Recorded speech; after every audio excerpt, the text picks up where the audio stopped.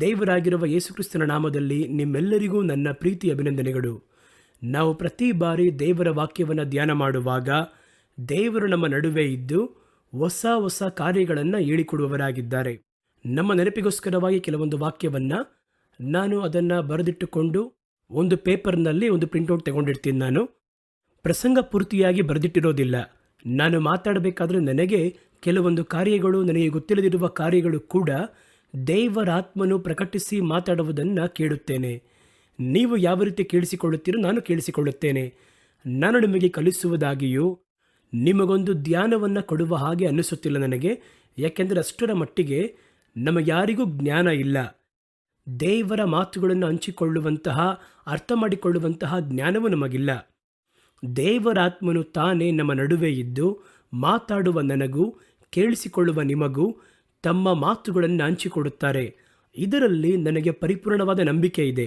ಯಾಕೆಂದರೆ ಈ ಸ್ಥಳದಲ್ಲಿ ಇದ್ದು ನಾನು ನೋಡಬೇಕಾದ್ರೆ ಆ ಅನುಭವ ನನಗೆ ಗೊತ್ತು. ಅದು ಯಾಕಂದರೆ ಮಾತಾಡಬೇಕಾದ್ರೆ ನಾವು ಬಯಸದಿರುವ ಕಾರ್ಯಗಳನ್ನು, ನಾವು ಅರಿಯದಿರುವ ಸತ್ಯತೆಗಳನ್ನು ದೇವರಾತ್ಮನು ಪ್ರಕಟಿಸಿ ಮಾತಾಡುವುದೆನ್ನುವುದು ಒಂದು ಸಾಧಾರಣವಾಗಿರುವ ವಿಚಾರವಲ್ಲ. ಇವತ್ತಿನ ದಿನದಲ್ಲೂ ದೇವರ ಒಂದು ವಾಕ್ಯವನ್ನು ನಾವು ತೆಗೆದು ಧ್ಯಾನ ಮಾಡಲಿದ್ದೇವೆ. ಪ್ರಾರ್ಥನೆಯೊಂದಿಗೆ ಧ್ಯಾನ ಮಾಡಲಿದ್ದೇವೆ. ನಿಮ್ಮ ಬಳಿಯಲ್ಲಿಯೂ ದೇವರು ಹೊಸ ಕಾರ್ಯಗಳನ್ನು ಪ್ರಕಟಿಸಿ, ತಮ್ಮ ಮಾತುಗಳನ್ನು ಪ್ರಕಟಿಸಿ ತೋರಿಸಿ, ನಿಮಗೆ ಬೇಕಾಗಿರುವ ಸತ್ಯತೆಯನ್ನು ನೀವು ಗ್ರಹಿಸುವುದಕ್ಕೆ ಅನುಗ್ರಹಿಸುತ್ತಾನೆ. ಇವತ್ತು ನಮ್ಮ ಧ್ಯಾನಕ್ಕೋಸ್ಕರವಾಗಿ ತೆಗೆದುಕೊಳ್ಳುವಂಥ ಸತ್ಯವೇದ ಭಾಗ ಎಫೆಸದವರಿಗೆ ಬರೆದ ಪತ್ರಿಕೆ 5ನೇ ಅಧ್ಯಾಯ 17ನೇ ವಾಕ್ಯ. ಎಫೆಸದವರಿಗೆ ಬರೆದ ಪತ್ರಿಕೆ 5ನೇ ಅಧ್ಯಾಯ 17ನೇ ವಾಕ್ಯ. ಆ ವಾಕ್ಯವನ್ನು ನಿಮಗೋಸ್ಕರವಾಗಿ ಓದುತ್ತೇನೆ. ಮತ್ತು ಬುದ್ಧಿಹೀನರಾಗಿ ನಡೆಯದೆ ಕರ್ತನ ಚಿತ್ತವೇನೆಂಬುದನ್ನು ವಿಚಾರಿಸಿ ತಿಳಿದವರಾಗಿರಿ. ಹಾಗಾದರೆ ಈ ವಾಕ್ಯದಲ್ಲಿ ಅವರು ಹೇಳುವಾಗ ಬುದ್ಧಿಹೀನರಾಗಿ ಅಲ್ಲದೆ ದೇವರ ಚಿತ್ತವನ್ನು ನೀವು ತಿಳಿದವರಾಗಿರಿ. ದೇವರ ಚಿತ್ತ ಏನು ಎಂಬುದನ್ನು ಅರ್ಥ ಮಾಡಿಕೊಳ್ಳಿರಿ ಎಂಬುದಾಗಿ ಹೇಳುತ್ತಾರೆ. ಹಾಗಾದರೆ ಈ ಸ್ಥಳದಲ್ಲಿ 2 ವಿಧವಾಗಿರುವ ಜನಗಳ ಕುರಿತಾಗಿ ಸಂದೇಶ ಉಂಟು. ಒಂದು, ದೇವರ ಚಿತ್ತವನ್ನು ಗ್ರಹಿಸುವವರು, ಅವರು ಬುದ್ಧಿ ಇರುವವರು. ಮತ್ತೊಂದು ಗುಂಪು, ದೇವರ ಚಿತ್ತ ಏನೆಂಬುದಾಗಿ ಚಿಂತಿಸದೇ ಇರುವವರು. ದೇವರ ಚಿತ್ತ ಏನು ಈ ವಿಚಾರದಲ್ಲಿ ಎನ್ನುವುದನ್ನು ಅರಿಯದೆ ತಮ್ಮ ಮನ ಬಂದಂತೆ ಕ್ರಿಯೆ ಮಾಡುವವರು. ಇವರನ್ನು ಬುದ್ಧಿಹೀನರು ಎಂಬುದಾಗಿ ಹೇಳುತ್ತೇವೆ. ಅವರು ಕೂಡ ಕ್ರೈಸ್ತರೇ, ಬೈಬಲ್ ಓದುವವರೇ, ಸಭೆಗೆ ಹೋಗುವವರೇ, ಕ್ರೈಸ್ತ ಆಕ್ಟಿವಿಟಿಗಳಲ್ಲಿ ಅವರು ಎಲ್ಲವುಗಳಲ್ಲಿ ತಮ್ಮನ್ನು ತೊಡಗಿಸಿಕೊಳ್ಳುವವರೇ ಅವರು. ಆದರೂ ಕೂಡ ನೋಡಿ, ದೇವರ ಚಿತ್ತವನ್ನು ಅರ್ಥ ಮಾಡಿಕೊಳ್ಳದೆ ತನ್ನ ಮನ ಬಂದಂತೆ ಕಾರ್ಯವನ್ನು ಮಾಡುವಾಗ ಅವರಿಗೆ ದೇವರು ಕೊಡುವಂತಹ ಹೆಸರು ಬುದ್ಧಿಹೀನರು ಎಂಬುದಾಗಿ. ಹಾಗಾದರೆ ಬುದ್ಧಿಹೀನ ಹೆಂಗಿರ್ತಾರೆ ಅಂದರೆ, ದೇವರ ಕರುವಿಕೆಯ ಕುರಿತಾಗಿ ಯಾವ ಚಿಂತೆ ಇಲ್ಲದವನಾಗಿರುವನು. ಬುದ್ಧಿವುಳ್ಳವರು ಯಾರು ಎಂಬುದಾಗಿ ಸತ್ಯವೇದ ಹೇಳುತ್ತದೆ ಎಂದರೆ, ಪ್ರತಿ ಕಾರ್ಯದಲ್ಲಿಯೂ ದೇವರ ಚಿತ್ತವನ್ನು ಗ್ರಹಿಸಿಕೊಂಡು ಇದುವೇ ಕರ್ತನ ಚಿತ್ತ ಎನ್ನುವುದನ್ನು ಅರಿತು ಕ್ರಿಯೆ ಮಾಡುವವರೇ. ಹಾಗಾದರೆ 2 ಕೂಟದ ಬಗ್ಗೆ ವಾಕ್ಯ ಹೇಳುತ್ತದೆ. ಮೊದಲು, ಈಗ ಚಿತ್ತ ಎನ್ನುವಂಥ ಪದವನ್ನು ಬಳಕೆ ಮಾಡ್ತೀವಲ್ಲ, ಚಿತ್ತ ಅಂದರೆ ಏನು ಎನ್ನುವುದನ್ನು ಮೊದಲು ನಾವು ಸ್ಪಷ್ಟವಾಗಿ ಅರ್ಥ ಮಾಡಿಕೊಳ್ಳೋಣ. ಕ್ರೈಸ್ತಿಯ ಜೀವನದಲ್ಲಿ ಬಹಳ ಪ್ರಧಾನವಾಗಿರುವ ಕಾರ್ಯ ಏನು ಅಂತ ಕೇಳಿದರೆ, ಹೇಳಿ ಏನಿರ್ಬೋದು ಎಂಬುದಾಗಿ.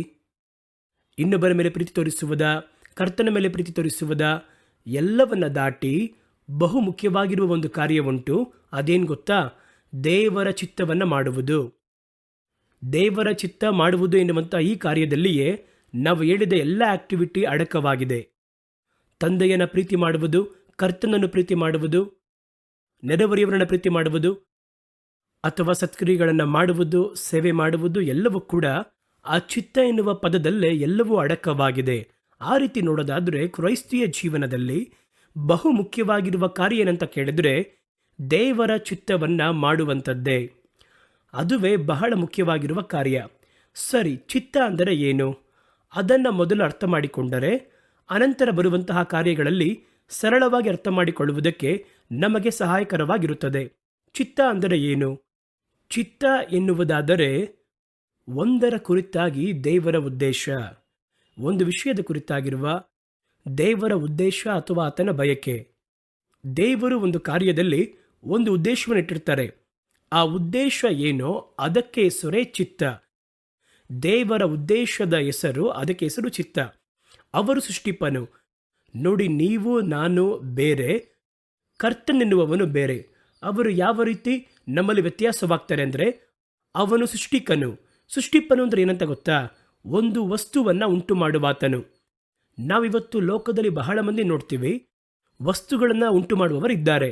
ಒಂದು ಎಲೆಕ್ಟ್ರಾನಿಕ್ ವಸ್ತು ಇರ್ಬೋದು, ಎಲೆಕ್ಟ್ರಿಕ್ ವಸ್ತು ಇರ್ಬೋದು, ಯಾಕೆ ಒಂದು ದೊಡ್ಡ ಕುರ್ಚಿ, ಒಂದು ಚೇರ್ ಕೂಡ, ಒಂದು ಸ್ಟೂಲ್ ಕೂಡ ಇರ್ಬೋದು.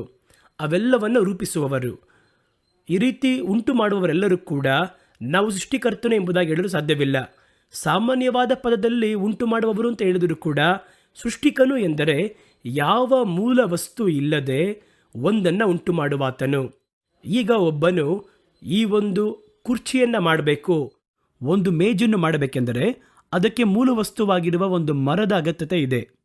ಒಂದು ಫೋನ್ ಮಾಡಬೇಕು ಅಂದರೆ ಅದಕ್ಕೆ ಕೆಲವೊಂದು ಮೂಲ ವಸ್ತುಗಳು ಬೇಕಾಗಿದೆ. ನೀವು ಉಪಯೋಗ ಮಾಡುವ ಯಾವ ವಸ್ತು ಆಗಿರ್ಬೋದು ಅದನ್ನು ಉಂಟು ಮಾಡಿರುವವರು ಮೂಲ ವಸ್ತುಗಳನ್ನಿಟ್ಟೆ ಅದನ್ನು ಮಾಡಿದ್ದಾರೆ. ಆದರೆ ದೇವರು ಏನೂ ಇಲ್ಲದೆ ಅವರು ತಮ್ಮ ಮಾತುಗಳಿಂದ ಮುಖಾಂತರವಾಗಿ ಒಂದು ಕಾರ್ಯವನ್ನು ಉಂಟು ಮಾಡುತ್ತಾರೆ. ಅವರು ಮಾಡುವುದಕ್ಕೆ ಯಾವ ಮೂಲ ವಸ್ತು ಬೇಕಾಗಿಲ್ಲ. ಕಲ್ಲಾಗಿರ್ಬೋದು, ಮಣ್ಣಾಗಿರ್ಬೋದು, ಮರವಾಗಿರ್ಬೋದು, ಲೋಹ ಆಗಿರ್ಬೋದು, ಬೇರೆ ಏನೂ ಅವರಿಗೆ ಅವಶ್ಯವಿಲ್ಲ. ಅವುಗಳನ್ನು ಉಂಟು ಮಾಡಿರುವ ಸಾಮರ್ಥ್ಯ ಇರುವವರು. ಹಾಗಾಗಿ ಅದಕ್ಕೆ ಹೆಸರೇ ಸೃಷ್ಟಿ ಎಂಬುದಾಗಿ ಅರ್ಥ. ನಾವು ಮಾಡುವುದರ ಹೆಸರು ಉಂಟು ಮಾಡುವಂಥದ್ದು ಎಂಬುದಾಗಿ ಆ ರೀತಿ ಹೇಳ್ಬೋದು. ಆದರೆ ಕ್ರಿಯೇಟ್ ಮಾಡುವಂಥದ್ದು, ಸೃಷ್ಟಿ ಮಾಡುವುದು ಎನ್ನುವಂಥದ್ದು ಏನೂ ಇಲ್ಲದೆ ಇರುವಂಥವುಗಳಿಂದ ಉಂಟು ಮಾಡುವಂಥದ್ದು. ಒಬ್ಬರು ಒಂದು ಕಾರ್ಯವನ್ನು ಉಂಟು ಮಾಡುತ್ತಾರೆಂದರೆ ಅದಕ್ಕೊಂದು ಉದ್ದೇಶವಿದೆ. ಒಂದು ಕಾರ್ಯವನ್ನು ಸೃಷ್ಟಿ ಮಾಡ್ತಾರೆಂದರೆ ಅದರಲ್ಲಿ ಒಂದು ಉದ್ದೇಶವಿದೆ. ನಾವು ಒಂದು ಕಾರ್ಯವನ್ನು ಉಂಟು ಮಾಡ್ತೀವಿ, ಒಂದು ಮೇಜನ್ನು ಉಂಟು ಮಾಡುತ್ತೇವೆ. ಮರ ಒಂದೇ, ಅದರಲ್ಲಿ ನೋಡಿ ಆ ಮರವನ್ನು ತೆಗೆದು ಒಬ್ಬ ಬಡಿಗ ಯಾವ ರೀತಿ ಮಾಡ್ತಾನೆ ಅಂದರೆ, ನಾವು ಕೂತುಕೊಳ್ಳುವುದಕ್ಕೆ ಒಂದು ಕುರ್ಚಿಯಂತೆ ಮಾಡುತ್ತಾನೆ, ಉಳಿದಿರುವ ಮರವನ್ನು ಒಂದು ಮೇಜಾಗಿ ಮಾಡ್ತಾನೆ, ಇನ್ನು ಸ್ವಲ್ಪ ಮರವನ್ನು ತೆಗೆದು ಒಂದು ಮಂಚವಾಗಿ ಮಾಡ್ತಾನೆ. ಇದು ಮೂರು ಕೂಡ ಒಂದೇ ಮರದಿಂದ ಉಂಟು ಮಾಡಲ್ಪಟ್ಟಿರುವಂಥದ್ದೇ. ಆದರೆ ಪ್ರತಿಯೊಂದೊಂದಕ್ಕೂ ಒಂದೊಂದು ಕೆಲಸವೂ ಒಂದು ಉದ್ದೇಶಗಳು ಉಂಟು. ಒಂದರಲ್ಲಿ ಕೂರುತ್ತೇವೆ, ಒಂದರಲ್ಲಿ ಕೆಲವೊಂದು ವಸ್ತುಗಳನ್ನು ಇಡುತ್ತೇವೆ, ಇನ್ನೊಂದರಲ್ಲಿ ಮಲಗುತ್ತೇವೆ. ಆದರೆ ಮೂರು ಕೂಡ ಮೂಲತಃ ಮರ. ಹಾಗಾದರೆ ಒಬ್ಬರು ಒಂದು ಕಾರ್ಯವನ್ನು ಉಂಟು ಮಾಡುವಾಗ ಅದು ಯಾವ ಕಾರ್ಯಕ್ಕೋಸ್ಕರವಾಗಿ, ಯಾವ ಕೆಲಸಕ್ಕಾಗಿ, ಯಾವ ಸೌಲಭ್ಯಕ್ಕಾಗಿ ಎನ್ನುವ ಒಂದು ಉದ್ದೇಶದಿಂದಲೇ ಆ ಒಂದು ವಸ್ತುವನ್ನು ಉಂಟು ಮಾಡುತ್ತಾರೆ. ಆ ರೀತಿ ಉಂಟು ಮಾಡುವಂಥದ್ದು, ಆ ವಸ್ತುವನ್ನು ಯಾವುದಕ್ಕೆ ಉಪಯೋಗ ಮಾಡುತ್ತಾರೋ, ಯಾತಕ್ಕೋಸ್ಕರವಾಗಿ ಉಂಟು ಮಾಡಿದರೋ ಆ ಒಂದು ಉಪಯೋಗವನ್ನು ನಮಗೆ ಕೊಡಬೇಕು.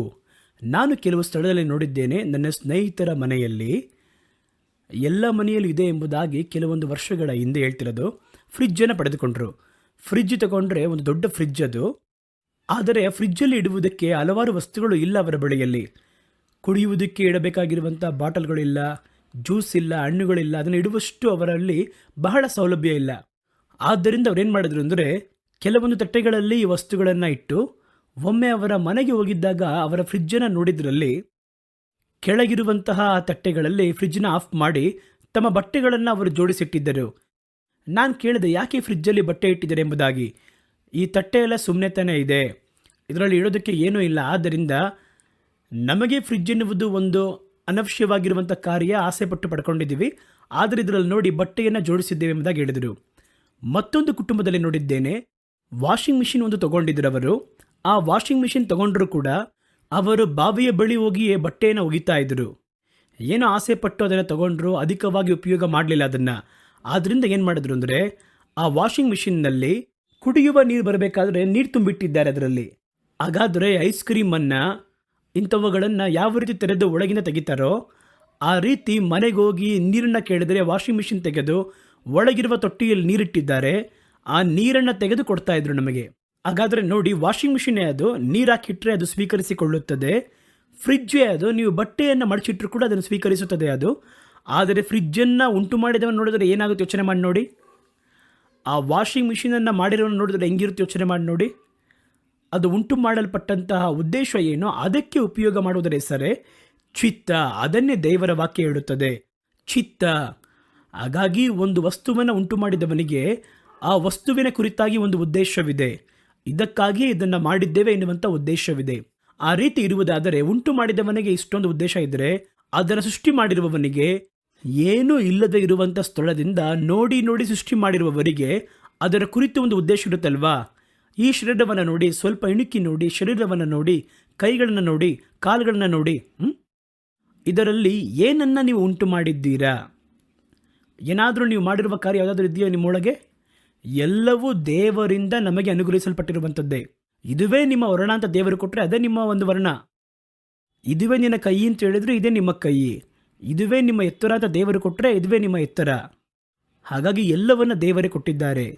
ಹಾಗಾಗಿ ಇವುಗಳನ್ನು ನಿಮಗೆ ಅನುಗ್ರಹಿಸಿದವರಿಗೆ ಅದರ ಕುರಿತಾದ ಒಂದು ಉದ್ದೇಶ ಇರುತ್ತಲ್ವಾ, ಅದಕ್ಕೆ ಹೆಸರೇ ಚಿತ್ತ ಎಂಬುದಾಗಿ ಹೇಳುತ್ತೇವೆ. ಬರೀ ಶರೀರವನ್ನು ಮಾತ್ರವಲ್ಲ, ನಿಮ್ಮ ಬಳಿ ದೇವರು ಏನೇ ಕೊಟ್ಟರೂ ಒಂದು ಉದ್ದೇಶದಿಂದ ಕೊಡುತ್ತಾರೆ. ಅದು ಆತ್ಮಿಕ ವರವಾಗಿರ್ಬೋದು, ಒಂದು ಕುಟುಂಬವಾಗಿರ್ಬೋದು, ನಿಮಗೆ ಮಕ್ಕಳನ್ನು ಕೊಟ್ಟಿರ್ಬೋದು. ಮಕ್ಕಳು ದೇವರಿಂದ ಬರುವ ಸ್ವಾತಂತ್ರ್ಯ, ದೇವರು ಅನುಗ್ರಹಿಸುವ ಬಹುಮಾನ, ಒಂದೊಂದರ ಕುರಿತಾಗಿ ಒಂದು ಉದ್ದೇಶವಿರುತ್ತದೆ. ಅದನ್ನೇ ದೇವರ ಸತ್ಯವೇದ ಹೇಳುತ್ತದೆ. ಸೃಷ್ಟಿ ಮಾಡಿದವರಿಗೆ ಉದ್ದೇಶವಿಲ್ಲದೆ ಸೃಷ್ಟಿ ಮಾಡುವುದಿಲ್ಲ. ಏನೋ ಸುಮ್ಮನೆ ಎಂಬುದಾಗಿ ದೇವರು ಯಾರನ್ನ ಉಂಟು ಮಾಡುವುದಿಲ್ಲ. ದೇವರು ಒಂದು ಕಾರ್ಯವನ್ನು ಕೊಟ್ಟರೆ ಸುಮ್ಮನೆ ಅದನ್ನು ಇಟ್ಕೋ ಎಂಬುದಾಗಿ ಅವರು ಕೊಡುವುದಿಲ್ಲ. ಕೆಲವರು ಅದರ ಬಗ್ಗೆ ಹೇಳಬೇಕಾದ್ರೆ ಜ್ಞಾನವಿಲ್ಲದೆ ಮಾತಾಡುತ್ತಾರೆ. ವರಗಳ ಕುರಿತಾಗಿ ಮಾತಾಡಬೇಕಾದ್ರೆ ಕೆಲವರು ಹೇಳ್ತಾರೆ, ಅವರ ಅರ್ಥ ಮಾಡಿಕೊಳ್ಳಲಾಗಲಿಲ್ಲ ಅಂದರೆ ಈ ವರಗಳೆಲ್ಲ ಅವಶ್ಯವಿಲ್ಲದ ವರ ಎಂಬುದಾಗಿ ಅವರು ಹೇಳುತ್ತಾರೆ. ಅವರಿಗೆ ಅದು ಗೊತ್ತಿಲ್ಲ. ಜ್ಞಾನವನ್ನು ಬೋಧಿಸುವ ವಾಕ್ಯ, ಅರಿವನ್ನು ಉಂಟು ಮಾಡುವಂಥ ವಾಕ್ಯ ಎಂಬುದಾಗಿ ಹೇಳಿದರೆ ಅದೆಲ್ಲ ನಮಗೆ ಅವಶ್ಯವಿಲ್ಲ ಎಂಬುದಾಗಿ ಹೇಳುತ್ತಾರೆ. ಅನ್ಯ ಭಾಷೆ ಕೇಳೋದೇ ಬೇಡ. ಅದರಲ್ಲಿ ಏನು ಅರ್ಥವಾಗುತ್ತದೆ? ಇದನ್ನಿಟ್ಟು ನಾವು ಅಲ್ಲಿ ಎಲ್ಲಾದರೂ ಹೋಗಿ ಒಬ್ಬ ವ್ಯಕ್ತಿಯ ಹತ್ರ ಮಾತಾಡೋಕ್ಕಾಗುತ್ತಾ? ಸಭೆಯಲ್ಲಿರುವ ಬೋಧಕರ ಬಳಿಯಾದರೂ ಮಾತಾಡೋಕ್ಕಾಗುತ್ತಾ? ಹಾಗಾಗಿ ಇದೆಲ್ಲ ನಮಗೆ ಅವಶ್ಯವಿಲ್ಲ ಎಂಬುದಾಗಿ ಹೇಳ್ತಾರೆ. ಅದು ಸೃಷ್ಟಿಸಿದ್ದವನನ್ನು ಒಂಥರ ಹೀಯಾಳಿಸುವಂಥ ಕಾರ್ಯ. ಸೃಷ್ಟಿಪನು ನಿಮಗೊಂದು ಕಾರ್ಯವನ್ನು ಕೊಟ್ಟರೆ, ದೇವರು ಒಂದು ಕಾರ್ಯವನ್ನು ನಿಮಗೆ ಅನುಗ್ರಹಿಸಿದರೆ ಅದು ವ್ಯರ್ಥವಾಗಿ ಯಾವುದನ್ನು ದೇವರು ಕೊಡುವುದಿಲ್ಲ. ನಿಮಗೆ ಆ ಉದ್ದೇಶ ಅರ್ಥವಾಗಿಲ್ಲ, ನಿಮಗೆ ಅದರ ಕುರಿತಾಗಿರುವ ಚಿತ್ತ ಗೊತ್ತಿಲ್ಲ ಅಂತ ಹೇಳಿದ ಕೂಡಲೇ ಅದು ಅವಶ್ಯವಿಲ್ಲ ಎಂಬುದಾಗಿ ನೀವು ಹೇಳಿಬಿಡುತ್ತೀರಾ. ದೇವರು ಏರ್ಪಡಿಸಿದ ಪ್ರತಿ ಕಾರ್ಯವನ್ನು, ದೇವರು ನಿಮಗಾಗಿ ಪ್ರತ್ಯೇಕವಾಗಿ ಕೊಡುವ ಪ್ರತಿ ವಿಷಯದಲ್ಲಿಯೂ ಒಂದು ಉದ್ದೇಶವಿರುತ್ತದೆ. ಆ ಉದ್ದೇಶದ ಹೆಸರು ಚಿತ್ತ. ಅವರು ಸೃಷ್ಟಿಪನು ಒಂದನ್ನು ಉಂಟು ಮಾಡುವಾಗ ಅದನ್ನು ಒಂದು ಉದ್ದೇಶದೊಂದಿಗೆ ಉಂಟು ಮಾಡುತ್ತಾರೆ. ಸುಮ್ಮನೆ ಕಾಲಹರಣ ಮಾಡಕ್ಕೆ ಉಂಟು ಮಾಡುವುದಿಲ್ಲ, ಒಂದು ಉದ್ದೇಶದಿಂದ ಸೃಷ್ಟಿ ಮಾಡುತ್ತಾರೆ. ಆ ಒಂದು ಉದ್ದೇಶವನ್ನು ಅದನ್ನು ನೆರವೇರಿಸಬೇಕು ಎಂಬುದಾಗಿ ದೇವರು ಬಯಸುತ್ತಾರೆ. ದೇವರು ಯಾವುದನ್ನು ಉಂಟು ಮಾಡಿದರೋ ಅದು ಯಾತಕ್ಕಾಗಿ ಸೃಷ್ಟಿ ಮಾಡಲ್ಪಟ್ಟಿತ್ತೋ ಅದು ಅದನ್ನು ಮಾಡಬೇಕು ಎಂಬುದಾಗಿ ಅವರು ಬಯಸುತ್ತಾರೆ. ನ್ಯಾಯ ಅಲ್ವಾ ಅದು? ಸೃಷ್ಟಿಕನಿಗೆ ಅದರ ಮೇಲೆ ಪೂರ್ಣ ಹಕ್ಕು ಅಥವಾ ಒಂದು ಬಯಕೆ ಇದೆ ಅಲ್ವಾ? ಅದು ನ್ಯಾಯವೇ. ದೇವರು ಅದನ್ನು ಬಯಸುತ್ತಾರೆ. ಅವರು ಉಂಟು ಮಾಡಿರುವ ಪ್ರತಿ ಕಾರ್ಯಕ್ಕೂ ಒಂದೊಂದು ಉದ್ದೇಶವನ್ನು ದೇವರಿಟ್ಟಿದ್ದಾರೆ.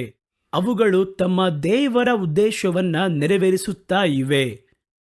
ಉಳಿದ ಸೃಷ್ಟಿಗಳಿಗೂ ಮನುಷ್ಯನಿಗೂ ವ್ಯತ್ಯಾಸವುಂಟು. ದೇವರು ಒಂದು ಕಾರ್ಯವನ್ನು ಉಂಟು ಮಾಡಿದರೆ, ಸೃಷ್ಟಿ ಮಾಡಿದರೆ, ಅದಕ್ಕೆ ಒಂದು ಉದ್ದೇಶವನ್ನು ದೇವರಿಟ್ಟಿರುತ್ತಾರೆ. ಆ ಒಂದು ಉದ್ದೇಶವು ಅದು ಆಟೋಮೆಟಿಕ್ ಆಗಿ ನೆರವೇರುವುದಕ್ಕೆ ಆರಂಭವಾಗುತ್ತದೆ. ಆದರೆ ಮನುಷ್ಯನು ಮಾತ್ರ ವ್ಯತ್ಯಾಸವಾದವನು. ಯಾವ ರೀತಿ ವ್ಯತ್ಯಾಸವಾದವನು? ಮನುಷ್ಯನಿಗೆ ದೇವರು ಸ್ವಾತಂತ್ರ್ಯವನ್ನು ಕೊಟ್ಟಿದ್ದಾರೆ. ಇದು ಒಳ್ಳೆಯದು ಕೆಟ್ಟದು ಎಂಬುದಾಗಿ ಅವನು ಆರಿಸಿ ತೆಗೆದುಕೊಂಡು ಮಾಡಬಹುದಾ ಬೇಡವಾ ಎಂಬುದಾಗಿ ಅವನು ಅದನ್ನು ಆರಿಸಿಕೊಳ್ಳುವಂತಹ ಅಧಿಕಾರ, ಒಂದು ಸಾಮರ್ಥ್ಯವು ಅವನಿಗೆ ಅನುಗ್ರಹಿಸಲ್ಪಟ್ಟಿದೆ, ಒಂದು ಸ್ವಾತಂತ್ರ್ಯ ಕೊಡಲ್ಪಟ್ಟಿದೆ. ಅದನ್ನೇ ನಾವು ಸ್ವಾತಂತ್ರ್ಯ ಎಂಬುದಾಗಿ ಕರೆಯುತ್ತೇವೆ. ಆದರೆ ಬೇರೆ ಸೃಷ್ಟಿ ಕಾರ್ಯಗಳನ್ನು ನೋಡಿ, ಇದುವೇ ನಿನ್ನ ಕೆಲಸ ಅಂತ ಹೇಳಿದರೆ ಅದನ್ನು ಮಾಡಬಹುದಾ ಬೇಡವಾ ಎಂಬುದಾಗಿ ಯೋಚನೆ ಮಾಡುವುದಿಲ್ಲ. ತಕ್ಷಣ ಅದು ಆಕ್ಟಿವೇಟ್ ಆಗುವುದಕ್ಕೆ ಮುಂದಾಗುತ್ತದೆ.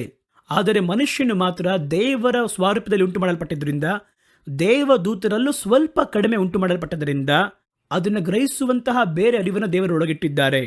ಅವನು ಮಾತ್ರ ಏನು ಮಾಡಬೇಕು ಅಂದರೆ ಚಿತ್ತವನ್ನು ಅರಿತು, ತನ್ನ ಕುರಿತಾಗಿರುವ ಕಾರ್ಯವು ದೇವರಿಟ್ಟಿದ್ದಾರೆ ಎಂಬುದಾಗಿ ಅರಿತು ಅದನ್ನು ಮಾಡುವ ಹಾಗೆ ಬಯಸುತ್ತಾರೆ ದೇವರು. ಬೇರೆ ಸೃಷ್ಟಿಗಳು ಉಂಟು ನೋಡಿ, ದೇವರು ಉಂಟು ಮಾಡಿದ್ದು ಆಕಾಶ, ಭೂಮಿ, ಸೂರ್ಯ, ಚಂದ್ರ, ನಕ್ಷತ್ರ ಎಲ್ಲದರ ಕುರಿತಾಗಿ ದೇವರು ಒಂದು ಉದ್ದೇಶವನ್ನು ಇಟ್ಟಿದ್ದಾರೆ. ಆ ಚಿತ್ತವನ್ನು ದೇವರು ಅವುಗಳಿಗೆ ಹೇಳಿದ ಕೂಡಲೇ ಅವು ಆ ಚಿತ್ತವನ್ನು ನೆರವೇರಿಸುವುದಕ್ಕೆ ಆರಂಭಿಸುತ್ತದೆ.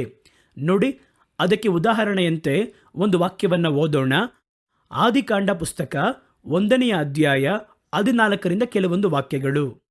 ಬಳಿಕ ದೇವರು, ಆದಿಕಾಂಡ 1ನೇ ಅಧ್ಯಾಯ 14ನೇ ವಾಕ್ಯ.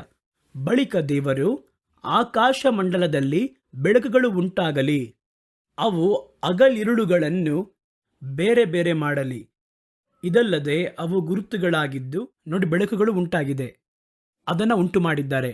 ಯಾತಕ್ಕಾಗಿ? ಇವಾಗ ಹೇಳ್ತಾರೆ ನೋಡಿ. ಅನಂತರ ಅವುಗಳನ್ನು ಗುರುತುಗಳಿಗೋಸ್ಕರವಾಗಿಯೂ ಕಾಲಗಳನ್ನು, ದಿನಗಳನ್ನು ವರ್ಷಗಳನ್ನು ಸೂಚನೆ ಮಾಡುವುದಕ್ಕೋಸ್ಕರವಾಗಿ ಉಂಟಾಗಲಿ ಎಂದರು.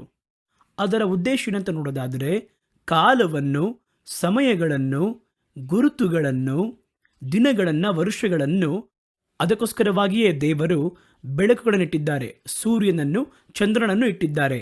ನೀವು ನೋಡಿ, ಇವಾಗ ಕೂಡ ನಾವು ಕಾಲಗಳನ್ನು ಲೆಕ್ಕ ಹಾಕುವುದು ಎನ್ನುವಂಥದ್ದು ಸೂರ್ಯನನ್ನಿಟ್ಟೆ, ಸೋಲಾರ್ ಸಿಸ್ಟಮ್ನ ಇಟ್ಟೆ ಲೆಕ್ಕ ಹಾಕುತ್ತೇವೆ.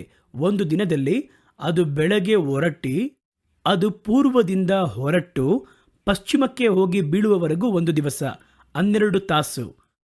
ಅದು ಮತ್ತೊಮ್ಮೆ ಪರಿಪೂರ್ಣವಾಗಿ ಪೂರ್ವಕ್ಕೆ ಬರುವವರೆಗೂ ಒಂದು ದಿನ, 24 ಗಂಟೆ. ಅದಕ್ಕೆ ಸಮಯವನ್ನು, ಕಾಲವನ್ನು ಇಟ್ಟಿದ್ದಾರೆ. ಭೂಮಿ ಒಮ್ಮೆ ಸೂರ್ಯನನ್ನು ಸುತ್ತುವಾಗ, ಭೂಮಿ ಒಮ್ಮೆ ತನ್ನಷ್ಟಕ್ಕೆ ತಾನೇ ಸುತ್ತುವಾಗ ಒಂದು ದಿನ ಎಂಬುದಾಗಿ ಲೆಕ್ಕ ಇಟ್ಕೋತೀವಿ. ಅದೇ ಭೂಮಿ ಸ್ವಲ್ಪ ಸ್ವಲ್ಪವಾಗಿ ಮುಂದುವರೆದು ಸೂರ್ಯನನ್ನು ಒಮ್ಮೆ ಸುತ್ತಿ ಬರುವಾಗ ಅದಕ್ಕೆ 365 ದಿನಗಳು ಬೇಕಾಗುತ್ತದೆ. ಹಾಗಾದರೆ ನೋಡಿ, ಇವೆಲ್ಲವೂ ಕೂಡ ಸೂರ್ಯನ ನಿಟ್ಟೆ ಲೆಕ್ಕ ಹಾಕಲ್ಪಡುತ್ತದೆ. ಈಗ ನೀವು ಒಂದು ಕಾರ್ಯವನ್ನು ಯೋಚನೆ ಮಾಡಿ ನೋಡಿ. ಸೂರ್ಯನನ್ನು ಬಿಟ್ಬಿಡಿ ಅಥವಾ ಸೂರ್ಯನನ್ನು ತೆಗೆದಾಕ್ಬಿಡಿ. ದಿನಗಳನ್ನು ಏನಿಟ್ಟು ಲೆಕ್ಕ ಹಾಕ್ತೀರಾ? ತಿಂಗಳುಗಳನ್ನು ಯಾವುದಿಟ್ಟು ಲೆಕ್ಕ ಮಾಡ್ತೀರಾ? ಸಮಯವನ್ನು ಯಾವುದನ್ನಿಟ್ಟು ಲೆಕ್ಕ ಹಾಕ್ತೀರಾ? ಅವೆಲ್ಲವೂ ಕೂಡ ಸೂರ್ಯನನ್ನು, ಚಂದ್ರನನ್ನು ಕೇಂದ್ರವಾಗಿಟ್ಕೊಂಡು ಈ ಬೆಳಕುಗಳ ಒಂದು ಆಧಾರವನ್ನಿಟ್ಟೆ ನಡೆಸಲ್ಪಡ್ತಾ ಇದೆ. ಇದು ಯಾವತ್ತಿನಿಂದ ಆರಂಭವಾಯಿತು ಅಂತ ಕೇಳೋದಾದರೆ, ಆ ಬೆಳಕನ್ನು ಉಂಟು ಮಾಡಿದಂದಿನಿಂದಲೇ ಅವು ಆಕಾಶ ಮಂಡಲದಲ್ಲಿ ತಮಗೆ ನೇಮಿಸಲ್ಪಟ್ಟಂತಹ ದಾರಿಯಲ್ಲಿ ಮುಂದುವರೆದು ಸುತ್ತುವುದಕ್ಕೆ ಆರಂಭವಾಗಿವೆ. ಭೂಮಿಯು ತನ್ನ ಮಾರ್ಗದಲ್ಲಿ ಸುತ್ತುವುದಕ್ಕೆ ಆರಂಭವಾಗಿದೆ. ಇವುಗಳು ಗುರುತುಗಳಾಗಿವೆ ಎಂಬುದಾಗಿ, ಇದುವೇ ಅದರ ಒಂದು ಗುರುತು. ಸೂರ್ಯನ ಕುರಿತಾಗಿರುವ ಉದ್ದೇಶ ಅದುವೇ. ಸೂರ್ಯನ ಕುರಿತು ಇನ್ನೂ ಅದರ ಒಂದು ಬೆಳಕು, ಆ ಒಂದು ಬಿಸಿಲು, ಅದು ಭೂಮಿಯಲ್ಲಿ ಮಾಡಬೇಕಾಗಿರುವ ಕಾರ್ಯ ಎಲ್ಲವೂ ದೇವರ ಚಿತ್ತ. ಅವುಗಳು ಯಾತಕ್ಕಾಗಿ ಉಂಟು ಮಾಡಲ್ಪಟ್ಟವೋ ಅದರ ಚಿತ್ತವನ್ನು ಸೃಷ್ಟಿ ಮಾಡಿದ ದಿನದಿಂದ ಹಿಡಿದು ಇವತ್ತಿನವರೆಗೂ ಅದು ನೆರವೇರಿಸುತ್ತಲೇ ಬರುವಂಥದ್ದಾಗಿವೆ. ಹಾಗಾಗಿ ಇದನ್ನು ನೋಡಿದ್ರ, ಹೇಳಿದ ಕೂಡಲೇ ಅದು ಇಲ್ಲ, ನಾನು ಯೋಚನೆ ಮಾಡಿ ಅದನ್ನು ಬಂದು ಇದುವ ಎಂಬುದಾಗಿ ತೀರ್ಮಾನಿಸಿ ನಾವು ಅನಂತರ ಸುತ್ತುತ್ತೇನೆ ಎಂಬುದಾಗಿ ಅವು ಹೇಳುವುದಿಲ್ಲ. ದೇವರು ಹೇಳಿದ ಕೂಡಲೇ ಆರಂಭವಾಗುತ್ತದೆ. ನಿಲ್ಲಲು ಹೇಳುವವರೆಗೂ ಅದು ಓಡುತ್ತಲೇ ಇರುವುದು. ಇದು ದೇವರು ಉಂಟು ಮಾಡಿರುವ ಕಾರ್ಯಗಳು. ಮುಂದಿನ ಕಾರ್ಯವನ್ನು ನೋಡಿ. ಅವುಗಳು ಭೂಮಿಯ ಮೇಲೆ ಪ್ರಕಾಶಿಸುವ ಹಾಗೆ ಆಕಾಶ ಎನ್ನುವಂತಹ ಮಂಡಲದಲ್ಲಿ ಬೆಳಕುಗಳಾಗಿರುವಂಥದ್ದಾಗಿದೆ.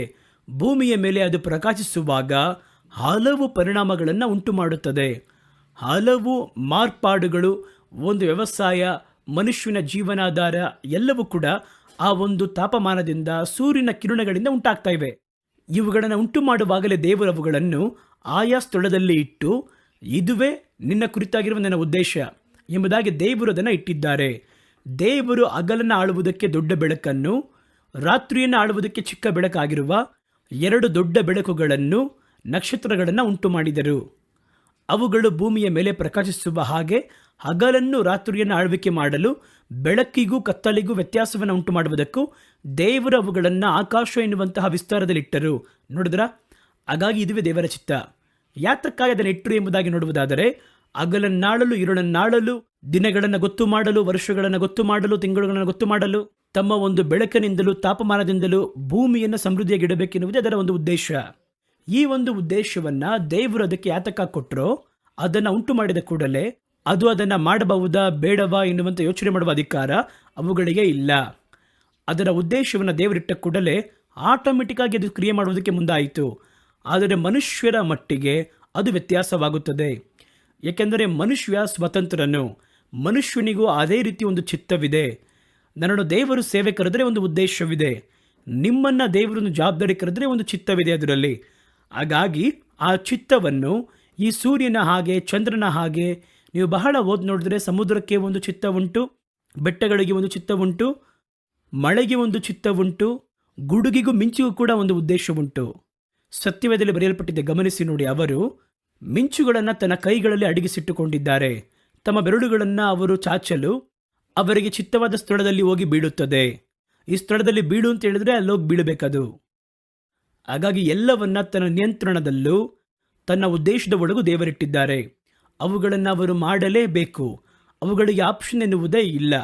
ಆದರೆ ನೀವು ನಾನು ಬೇರೆ. ನಮ್ಮನ್ನು ದೇವರು ಉಂಟು ಮಾಡಿ ನಮಗೂ ಒಂದು ಉದ್ದೇಶವನ್ನು ಇಟ್ಟಿದ್ದಾರೆ. ಆದರೆ ನಾವೆಲ್ಲಿ ವ್ಯತ್ಯಾಸ ಪಡ್ತೀವಂದರೆ, ಆ ಒಂದು ಚಿತ್ತವನ್ನು ಮಾಡಲೂಬಹುದು, ಮಾಡದೆಯೂ ಹೋಗ್ಬೋದು. ನಾವು ಯೋಚನೆ ಮಾಡಿ, ಅಯ್ಯೋ ಇದೆಲ್ಲ ಬಂದು ಲೆಕ್ಕ ಹಾಕಿ ದೇವರು ನನ್ನ ಸೇವೆ ಕರೆದಿದ್ದಾರೆ, ಸೇವೆಗೆ ಹೋದ್ರೆ ಏನು ಬರುತ್ತೆ, ಹಂಗೆ ಬರುತ್ತಾ ಹಿಂಗೆ ಬರುತ್ತಾ ಎಂಬುದಾಗಿ ಎಲ್ಲವನ್ನ ಲೆಕ್ಕವನ್ನು ಹಾಕಿ ಅದನ್ನು ಮಾಡಬಾರದೆ ಎಂಬುದಾಗಿ ತಪ್ಪಿಸುತ್ತೇವೆ ನೋಡಿ. ಅದನ್ನು ತಪ್ಪಿಸಬಹುದು ನಾವು, ಆದರೆ ಅದನ್ನು ತಪ್ಪಿಸುವಾಗ ಇವಾಗ ನಮಗೆ ಏನು ಗೊತ್ತಾಗಲ್ಲ. ಆದರೆ ಚಿತ್ತವನ್ನು ಮಾಡದೆ ಹೋದರೆ ನ್ಯಾಯ ತೀರ್ಪಿನಲ್ಲಿ ಅದರ ಪ್ರತಿಫಲ ಪ್ರತಿಬಿಂಬಿಸುವಂಥದ್ದಾಗಿದೆ. ಹಾಗಾಗಿ ದೇವರ ಚಿತ್ತ ಎನ್ನುವಂಥದ್ದು ಮನುಷ್ಯನಿಂದ ಮನುಷ್ಯನಿಗೆ ವ್ಯತ್ಯಾಸವಾಗುತ್ತದೆ. ಒಬ್ಬೊಬ್ಬರಿಗೂ ಒಂದೊಂದು ಉದ್ದೇಶವನ್ನಿಟ್ಟೆ ದೇವರು ಅವರನ್ನು ಉಂಟು ಮಾಡುತ್ತಾರೆ. ಹಾಗಾಗಿ ಅವರ ಜೀವಿತವನ್ನು ಕೊಡುತ್ತಾರೆ, ಒಂದು ಕರುವಿಕೆಯನ್ನು ಕೊಡುತ್ತಾರೆ, ಒಂದು ಕುಟುಂಬವನ್ನು ಕೊಡುತ್ತಾರೆ. ದೇವರು ಏನೇ ಕೊಟ್ಟರೂ ಅದರಲ್ಲಿ ಒಂದು ಚಿತ್ತವೊಂದು ಇದೆ. ನಾನು ಮತ್ತೆ ಒಂದನ್ನು ಹೇಳುತ್ತೇನೆ, ಕರ್ತನ ಚಿತ್ತವನ್ನು ಮನುಷ್ಯರು ಮಾತ್ರ ಮಾಡಬಹುದು, ಮಾಡದೆ ಕೂಡ ಹೋಗ್ಬೋದು. ಬೇರೆ ಯಾರೂ ರೀತಿ ಮಾಡೋಕ್ಕಾಗಲ್ಲ. ಪ್ರಕೃತಿಯನ್ನು ದೇವರು ಉಂಟು ಮಾಡಿದ್ದಾರೆ, ಯಾರೂ ಅದನ್ನು ಮಾಡೋಕ್ಕಾಗಲ್ಲ. ಮರ ಎಷ್ಟು ಬೆಳವಣಿಗೆ ಆಗುತ್ತೆ ಅದೇ ಬೆಳಿಬೇಕು. ಆರೆಂಜ್ ಮರದಲ್ಲಿ ಆರೆಂಜೇ ಬರಬೇಕು. ದೇವರು ಹೇಳ್ತಾರೆ ನೋಡಿ, ಅಂಜೂರದ ಮರದಲ್ಲಿ ದ್ರಾಕ್ಷಿಯನ್ನು ಯಾರಾದರೂ ಕೀಳ್ತಾರಾ? ದ್ರಾಕ್ಷಿ ಗೊಂಚಲಲ್ಲಿ ಯಾರಾದರೂ ಅಂಜೂರವನ್ನು ಎದುರು ನೋಡ್ತಾರೆ ಎಂಬುದಾಗಿ ಕೇಳ್ತಾರಲ್ವಾ? ಹಾಗಾಗಿ ಅವುಗಳು ಕಾಲಾನುಕಾಲವಾಗಿ ಅದೇ ಫಲವನ್ನೇ ಕೊಡ್ತಾ ಬರ್ತಾ ಇದೆ. ಅವೆಲ್ಲವನ್ನ ಮಾರ್ಪಡಿಸೋಕ್ಕಾಗಲ್ಲ. ನದಿ ಯಾವ ದಿಕ್ಕಲ್ಲಿ ಹರಿಯಬೇಕು ಅದಕ್ಕೆ ಆಪ್ಷನ್ನೇ ಇಲ್ಲ. ದೇವರಿಷ್ಟರ ಮಟ್ಟಿಗೆ ಹಿಂಗೆ ಇರಬೇಕು. ಸತ್ಯವಿಧಿ ಸುಂದರವಾಗಿ ಹೇಳಿದ್ದಾರೆ. ಸಮುದ್ರದ ಅಲೆಗಳಿಗೂ ಕೂಡ ಅವರು ಎಲ್ಲೆಗಳನ್ನು ಗೊತ್ತು ಮಾಡಿದ್ದಾರಂತೆ. ಇಷ್ಟೇ ಬರಬೇಕು, ಇದನ್ನು ದಾಟಿ ಬರಬೇಡ. ನೋಡಿ, ಅದು ಬೋರ್ಗರಿಯುತ್ತಾ ಬರುತ್ತದೆ. ಆ ಪ್ರತ್ಯೇಕ ದಡ ಬಂದಾಗ ಅದು ಹಾಗೆ ಅಡಗಿ ಒಳಗೆ ಹೋಗುತ್ತದೆ. ಅದಕ್ಕೆ ಎಲ್ಲೆಯನ್ನು ಉಂಟು ಮಾಡಿದವರು ಯಾರು ಎಂಬುದಾಗಿ ಸತ್ಯವೇದ ಹೇಳುತ್ತದೆ. ಅದು ಕೂಡ ಚಿತ್ತವೇ. ಇಷ್ಟು ದೂರನೇ ಬರಬೇಕು, ಅನಂತರ ಒಳಗೋಗಬೇಕು ಎಂಬುದಾಗಿ ದೇವರು ನೇಮಿಸಿ ಇಟ್ಟಿದ್ದಾರೆ. ಕೆಲವು ಸಮಯ ಅವರಿಗೆ ಸಿಟ್ಟು ಬರುವಾಗ ನೀನು ಮೀರಿಕೊಂಡು ಒಳಗೆ ಹೋಗು, ಎಷ್ಟು ದೂರ ಹೋಗ್ತೀಯ ಹೋಗು ಎಂಬುದಾಗಿ ದೇವರು ತನ್ನ ಒಂದು ಆಜ್ಞೆಯನ್ನು ಕೊಡುವಾಗಲೇ ಅವುಗಳು ಮೀರುವಂಥದ್ದಾಗಿವೆ. ಅವುಗಳಿಗೆ ಆಪ್ಷನ್ ಇಲ್ಲ, ಹೇಳಿದ್ರೆ ಹೇಳಿದ್ದೆ. ಆದರೆ ಮನುಷ್ಯನ ಮಟ್ಟಿಗೆ ಮಾತ್ರ ಒಂದು ಚಿತ್ತವನ್ನು ದೇವರು ಹೇಳುತ್ತಾರೆ.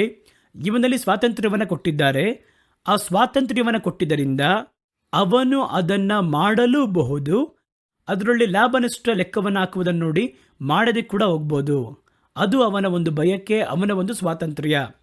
ಅದರ ಪ್ರತಿಫಲ ನೀವು ಲೋಕದಲ್ಲಿ ಜೀವಿಸುವಾಗ, ಅಧಿಕ ಪಕ್ಷ ಲೋಕದಲ್ಲಿ ಜೀವಿಸುವಾಗ ಗೊತ್ತಾಗೋದಿಲ್ಲ. ಕೆಲವರಿಗೆ ಗೊತ್ತಾಗುತ್ತೆ, ಕೆಲವರಿಗೆ ಗೊತ್ತಾಗುವುದೇ ಇಲ್ಲ.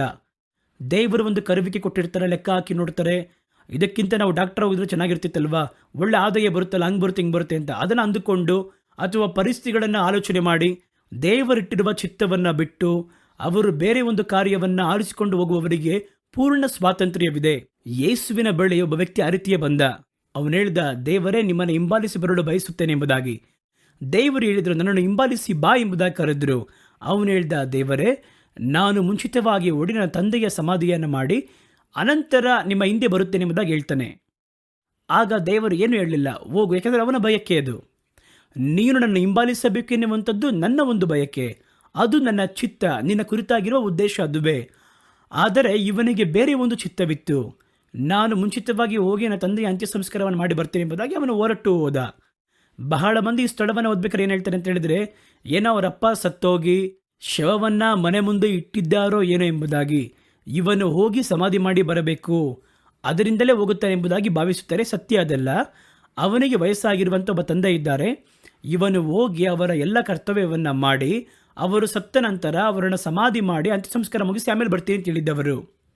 ಹಾಗಾಗಿ ಇದರಿಂದಲೇ, ಇಲ್ಲದಿದ್ದರೆ ಯಾರಾದರೂ ಬಂದು ಬಾಡಿನ ಮನೇಲಿಟ್ಟು ದೇವರ ಹತ್ರ ಬಂದು ಮಾತಾಡ್ತಾ ಇರ್ತಾರೆ ಅವರು? ಇಲ್ಲ. ಆ ರೀತಿ ಇದ್ದಲ್ಲಿ ಅವರು ಒಂದು ಚಿತ್ತವನ್ನು ದೇವರು ಹೇಳಿದರು, ಅದನ್ನು ಸ್ವೀಕರಿಸಿಕೊಳ್ಳಬಹುದು, ಸ್ವೀಕರಿಸಿ ಕೂಡ ಹೋಗ್ಬೋದು. ಅದನ್ನು ಬಿಟ್ಟು ದೂರ ಕೂಡ ಹೋಗ್ಬೋದು. ಐಶ್ವರ್ಯವಂತ ಕೂಡ ಹಂಗೆ ಬಂದ. ದೇವರು ಹೇಳಿದರು, ನಿನಗೆ ಬೇಕಾಗಿರುವ ಎಲ್ಲವನ್ನ ಮಾರಿ ದರಿದ್ರರಿಗೆ ಕೊಟ್ಟು ಬಾ, ನನ್ನನ್ನು ಹಿಂಬಾಲಿಸಿ ಬಾ.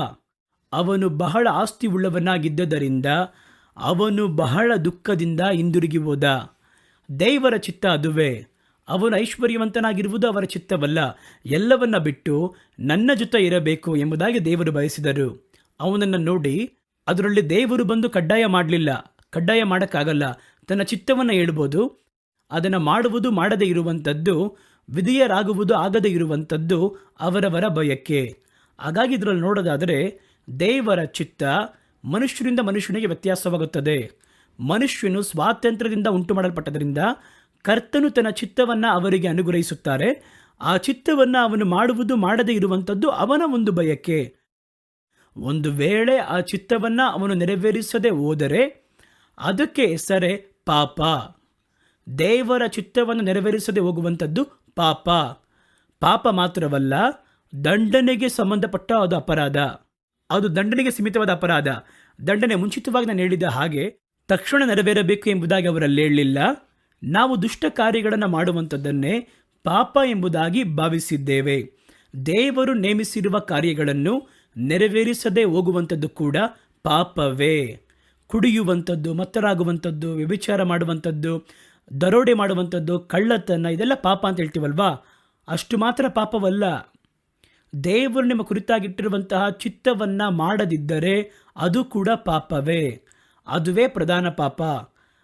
ಅದು ದಂಡನೆಗೆ ಸೀಮಿತವಾದಂಥ ಅಪರಾಧ ಎಂಬುದಾಗಿ ಕರ್ತನ ಸತ್ಯವೆಂದು ಹೇಳುವಂಥದ್ದಾಗಿದೆ. ಈ ರೀತಿ ಇನ್ನೂ ಕೆಲವರು ಇರುತ್ತಾರೆ. ದೇವರು ನೇಮಿಸಿರುವ ಚಿತ್ತವನ್ನು ಬಿಟ್ಟು ಅದಕ್ಕೆ ಬದಲಾಗಿ ತಾವು ಬಯಸುವಂತಹ ಮತ್ತೊಂದು ಕಾರ್ಯವನ್ನು ಮಾಡುತ್ತಾರೆ. ಪಾಪವಲ್ಲ, ಒಳ್ಳೆ ವಿಷಯವಾಗಿ ಇರುತ್ತೆ. ದೇವರು ಒಂದನ್ನು ಮಾಡಬೇಕು ಅಂತ ಹೇಳಿರ್ತಾರೆ. ಇವರು ತಮ್ಮ ಸೌಲಭ್ಯಕ್ಕಾಗಿ ಅದಕ್ಕೆ ಬದಲಾಗಿ ಬೇರೆ ಒಂದು ಕಾರ್ಯವನ್ನು ಮಾಡಿರ್ತಾರೆ. ಬೇರೆ ಒಂದು ಕಾರ್ಯವನ್ನು ಮಾಡಿ ಅದು ತಮಗೆ ಒಂದು ತೃಪ್ತಿಯನ್ನು ಕೊಡುವಂತೆ ತೋಚುತ್ತದೆ. ಆದರೆ ಸತ್ಯ ಏನಂತ ನೋಡೋದಾದರೆ, ದೇವರು ಏನನ್ನ ಮಾಡಲು ಹೇಳಿದ್ರೋ ಅದನ್ನು ಮಾಡಿದ್ರೆ ಮಾತ್ರನೇ ಆ ಚಿತ್ತ ನೆರವೇರುತ್ತದೆ. ಆ ಚಿತ್ತ ನೆರವೇರಬೇಕು ಅಂದರೆ ಏನು ಹೇಳ್ತಾರೆ ಅದನ್ನು ಹಾಗೆ ನೆರವೇರಿಸಬೇಕು. ಕೆಲವರು ಏನು ಮಾಡ್ತಾರೆ ಅಂದರೆ ಅದಕ್ಕೆ ಬದಲಾಗಿ ಬೇರೊಂದನ್ನು ಕಂಡುಹಿಡಿತಾರೆ.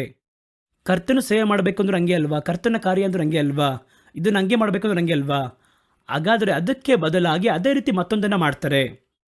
ಅದು ಪಾಪ ಕೃತ್ಯವಾಗಿರುವುದಿಲ್ಲ. ಕದಿಯುವಂತೆಯೂ ಕೊಲೆ ಮಾಡುವಂಥದ್ದಾಗಿಯೂ ಅದು ಇರುವಂಥದ್ದಾಗಿರುವುದಿಲ್ಲ. ಇವರ ಸೌಲಭ್ಯಕ್ಕಾಗಿ ಬೇರೆ ಒಂದು ಕಾರ್ಯವನ್ನು ಮಾಡುತ್ತಾರೆ. ಅದು ಹೆಗ್ಗಳಿಕೆಗೆ ಒಳ್ಳೆಯದ ಎಂಬುದಾಗಿ ಸತ್ಯವೇದ ಆಧಾರದಲ್ಲಿ ಓದಿ ನೋಡೋಣ. ನಾವು ಮತ್ತಾಯನ ಸುವಾರ್ತೆ 7ನೇ ಅಧ್ಯಾಯ 21, 22, 23ನೇ ವಾಕ್ಯಗಳಲ್ಲಿ ಒಂದು ಸಂಭವ ನಮಗೆ ಹೇಳಲ್ಪಟ್ಟದ್ದಾಗಿದೆ. ಇದರಲ್ಲಿ ಮೊದಲು ನಾವು 22 ಓದೋಣ, 23 ಓದೋಣ, ಅನಂತರ 21 ಓದೋಣ. ಆಗಲೇ ಅದರ ಪೂರ್ಣ ಕನ್ಕ್ಲೂಷನ್ ಅರ್ಥವಾಗುವಂಥದ್ದು.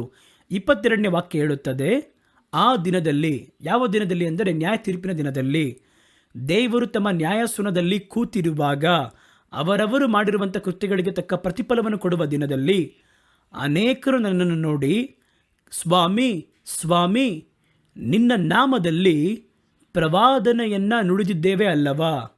ಒಳ್ಳೆ ಕಾರ್ಯ ತಾನೆ? ಸರಿ. ಎರಡನೇದಾಗಿ ನೋಡಿ, ನಿಮ್ಮ ನಾಮದಲ್ಲಿ ದೆವ್ವಗಳನ್ನು ಓಡಿಸಿದ್ದೇವಲ್ಲವಾ? ಇದು ಒಳ್ಳೆ ಕಾರ್ಯನಾ?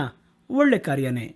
ಮೂರನೇದಾಗಿ, ನಿಮ್ಮ ನಾಮದಲ್ಲಿ ಅನೇಕ ಅದ್ಭುತಗಳನ್ನು ಮಾಡಿದ್ದೇವೆ ಅಲ್ಲವಾ ಎನ್ನುತ್ತಾರೆ. ಇದು ಒಳ್ಳೆ ಕಾರ್ಯ ತಾನೇ? ಮೂರು ಕೂಡ ಒಳ್ಳೆಯ ಕಾರ್ಯವೇ.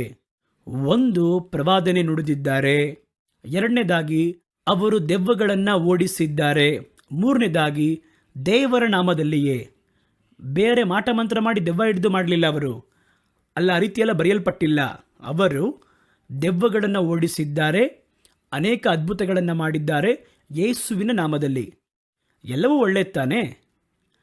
ಆಗ ನಾನು ಇವರು ಮಾಡಿದ್ದನ್ನು ದೇವರೇನು ಮಾಡಬೇಕು? ಹೊಗಳಬೇಕು. ಆದರೆ ಏನು ಹೇಳ್ತಾರೆ ಗಮನಿಸಿ. ಆಗ ನಾನು, ನ್ಯಾಯಾಸನದಲ್ಲಿ ಕೂತಿರುವ ನಾನು, ನ್ಯಾಯಾಧಿಪತಿಯಾಗಿರುವ ನಾನು, ಈಗ ತೀರ್ಪು ಹೇಳ್ತಾ ಇದ್ದಾರೆ, ನಾನು ನಿಮ್ಮನ್ನು ಯಾರೆಂಬುದಾಗಿ ಅರಿಯಲಿಲ್ಲ. ಧರ್ಮವನ್ನು ಮೀರಿ ನಡೆಯುವವರೇ, ನನ್ನನ್ನು ಬಿಟ್ಟು ತೊಲಗಿ ಹೋಗಿರಿ ಎಂಬುದಾಗಿ ಅವರಿಗೆ ಹೇಳುತ್ತೇನೆ. ಏನು ತಪ್ಪು ಮಾಡಿದ್ರವರು? ಒಂದು ವೇಳೆ ನಾವಾಗಿ ಹೇಳಿ ಸುಳ್ಳು ಪ್ರವಾದನೆ ಹೇಳಿದ್ದಾನಾ? ಅಥವಾ ದೆವ್ವಗಳನ್ನು ಓಡಿಸಿ ಹಣ ತಗೊಂಡಿದ್ದಾನಾ? ಅಥವಾ ಇವನು ಅದ್ಭುತಗಳನ್ನು ಮಾಡಿ ಅದಕ್ಕೊಂದು ಅಮೌಂಟನ್ನು ಪಡೆದಿರ್ತಾನೆ? ಏನೋ ಮಾಡಿದ್ದಾನೆ. ಇಲ್ಲಾಂದರೆ ದೇವರು ಈ ರೀತಿ ಮಾಡ್ತಾರೆ ಎಂಬುದಾಗಿ. ದೇವರು ಆ ರೀತಿ ಯಾವ ಅಪರಾಧ ಹೇಳಿಲ್ಲ ಇವರ ಮೇಲೆ. ಸುಳ್ಳು ಪ್ರವಾದನೆ ಹೇಳಿದೆ ಅಥವಾ ಇದನ್ನಿಟ್ಟು ನಿನ್ನೆ ಹೆಚ್ಚಿಸಿಕೊಂಡೆ ಎಂಬುದಾಗಿ ಅವರೇನೂ ಹೇಳಲಿಲ್ಲ. ಅವರೇನು ಹೇಳಿದ್ರು ಅಂತ ಕೇಳಿದರೆ 21ನೇ ವಾಕ್ಯದಲ್ಲಿ ಹೇಳುತ್ತದೆ, ಪರಲೋಕದಲ್ಲಿರುವ ನನ್ನ ತಂದೆಯ ಚಿತ್ತಾನುಸಾರವಾಗಿ ಮಾಡುವವನೇ ಪರಲೋಕ ರಾಜ್ಯದ ಒಳಗೆ ಪ್ರವೇಶ ಮಾಡುತ್ತಾನೆ. ಅದಲ್ಲದೆ ಸುಮ್ಮನೆ ನನ್ನನ್ನು ನೋಡಿ ಸ್ವಾಮಿ ಸ್ವಾಮಿ ಎಂಬುದಾಗಿ ಹೇಳುವವರು ಅದರಲ್ಲಿ ಪ್ರವೇಶ ಮಾಡುವುದಿಲ್ಲ. ಹಾಗಾದರೆ ನೋಡಿ, ಇವರು ದೇವರ ನಾಮದಲ್ಲಿ ದೆವ್ವಗಳನ್ನು ಓಡಿಸಿದ್ದಾರೆ, ಅದ್ಭುತಗಳನ್ನು ಮಾಡಿದ್ದಾರೆ, ಪ್ರವಾದನೆ ನುಡಿದಿದ್ದಾರೆ. ಮಾಡದೆ ಬಿಟ್ಟದ್ದು ಏನಂದರೆ ದೇವರ ಚಿತ್ತವನ್ನು ಮಾಡದೆ ಬಿಟ್ಟರು. ಇದೆಲ್ಲ ವರಗಳು, ಇದೆಲ್ಲ ಅಧಿಕಾರಗಳು. ಆದರೆ ಆ ಅಧಿಕಾರವನ್ನು ವರವನ್ನಿಟ್ಟು ಏನು ಮಾಡಬೇಕೆಂಬುದಾಗಿ ದೇವರು ಅದನ್ನು ಬಯಸಿಕೊಟ್ಟರೋ ಅದನ್ನು ಅವರು ಮಾಡಲಿಲ್ಲ. ಹಾಗಾಗಿ ದೇವರ ಚಿತ್ತವನ್ನು ಹುಡುಕಲಿಲ್ಲ. ದೇವರ ಚಿತ್ತವನ್ನು ಮಾಡದೆ ನೀವಾಗಿ ಒಂದು ಕಾರ್ಯವನ್ನು ಒಳ್ಳೆಯದೆಂಬುದಾಗಿ ಭಾವಿಸಿ ನಿಮ್ಮ ಸೌಲಭ್ಯಕ್ಕೆ ತಕ್ಕ ಹಾಗೆ ರಚಿಸಿಕೊಂಡರೂ ಕೂಡ ನೀವು ಫಲವನ್ನು ಹೊಂದುವುದಿಲ್ಲ. ಹಾಗಾದರೆ ನೋಡಿ, ದೇವರ ಚಿತ್ತ ಎಷ್ಟು ಮುಖ್ಯವಾದದ್ದು ಎಂಬುದನ್ನು ಯೋಚನೆ ಮಾಡಿ ನೋಡಬೇಕು. ಇಲ್ಲಿ ಇವರು ಸೇವೆಯನ್ನೇ ಮಾಡಿದ್ದಾರೆ. ಆ ಸೇವೆ ದೇವರ ಚಿತ್ತಕ್ಕೆ ಸೀಮಿತವಾದಾಗಿ ಇರಲಿಲ್ಲ. ಅದೇ ಸಮಸ್ಯೆಯಲ್ಲಿ ಅದು ಅವರ ಸ್ವಂತ ಬಯಕೆಯಿಂದ ಮಾಡಲ್ಪಟ್ಟದ್ದು. ವರವನ್ನು ದೇವರು ಕೊಟ್ಟರು, ಪ್ರವಾದನೆ ನುಡಿ ಎಂಬುದಾಗಿ ದೇವರು ಕೊಟ್ಟರು. ಆದರೆ ಎಲ್ಲಿ ಹೇಳಬೇಕು, ಯಾವ ರೀತಿ ಮಾಡಬೇಕು, ಆ ರೀತಿ ಅಲ್ಲದೆ ಇವರು ತಮ್ಮ ಮನ ಬಂದಂತೆ ಆ ವರವನ್ನು ತೆಗೆದು ಉಪಯೋಗ ಮಾಡಿದರು.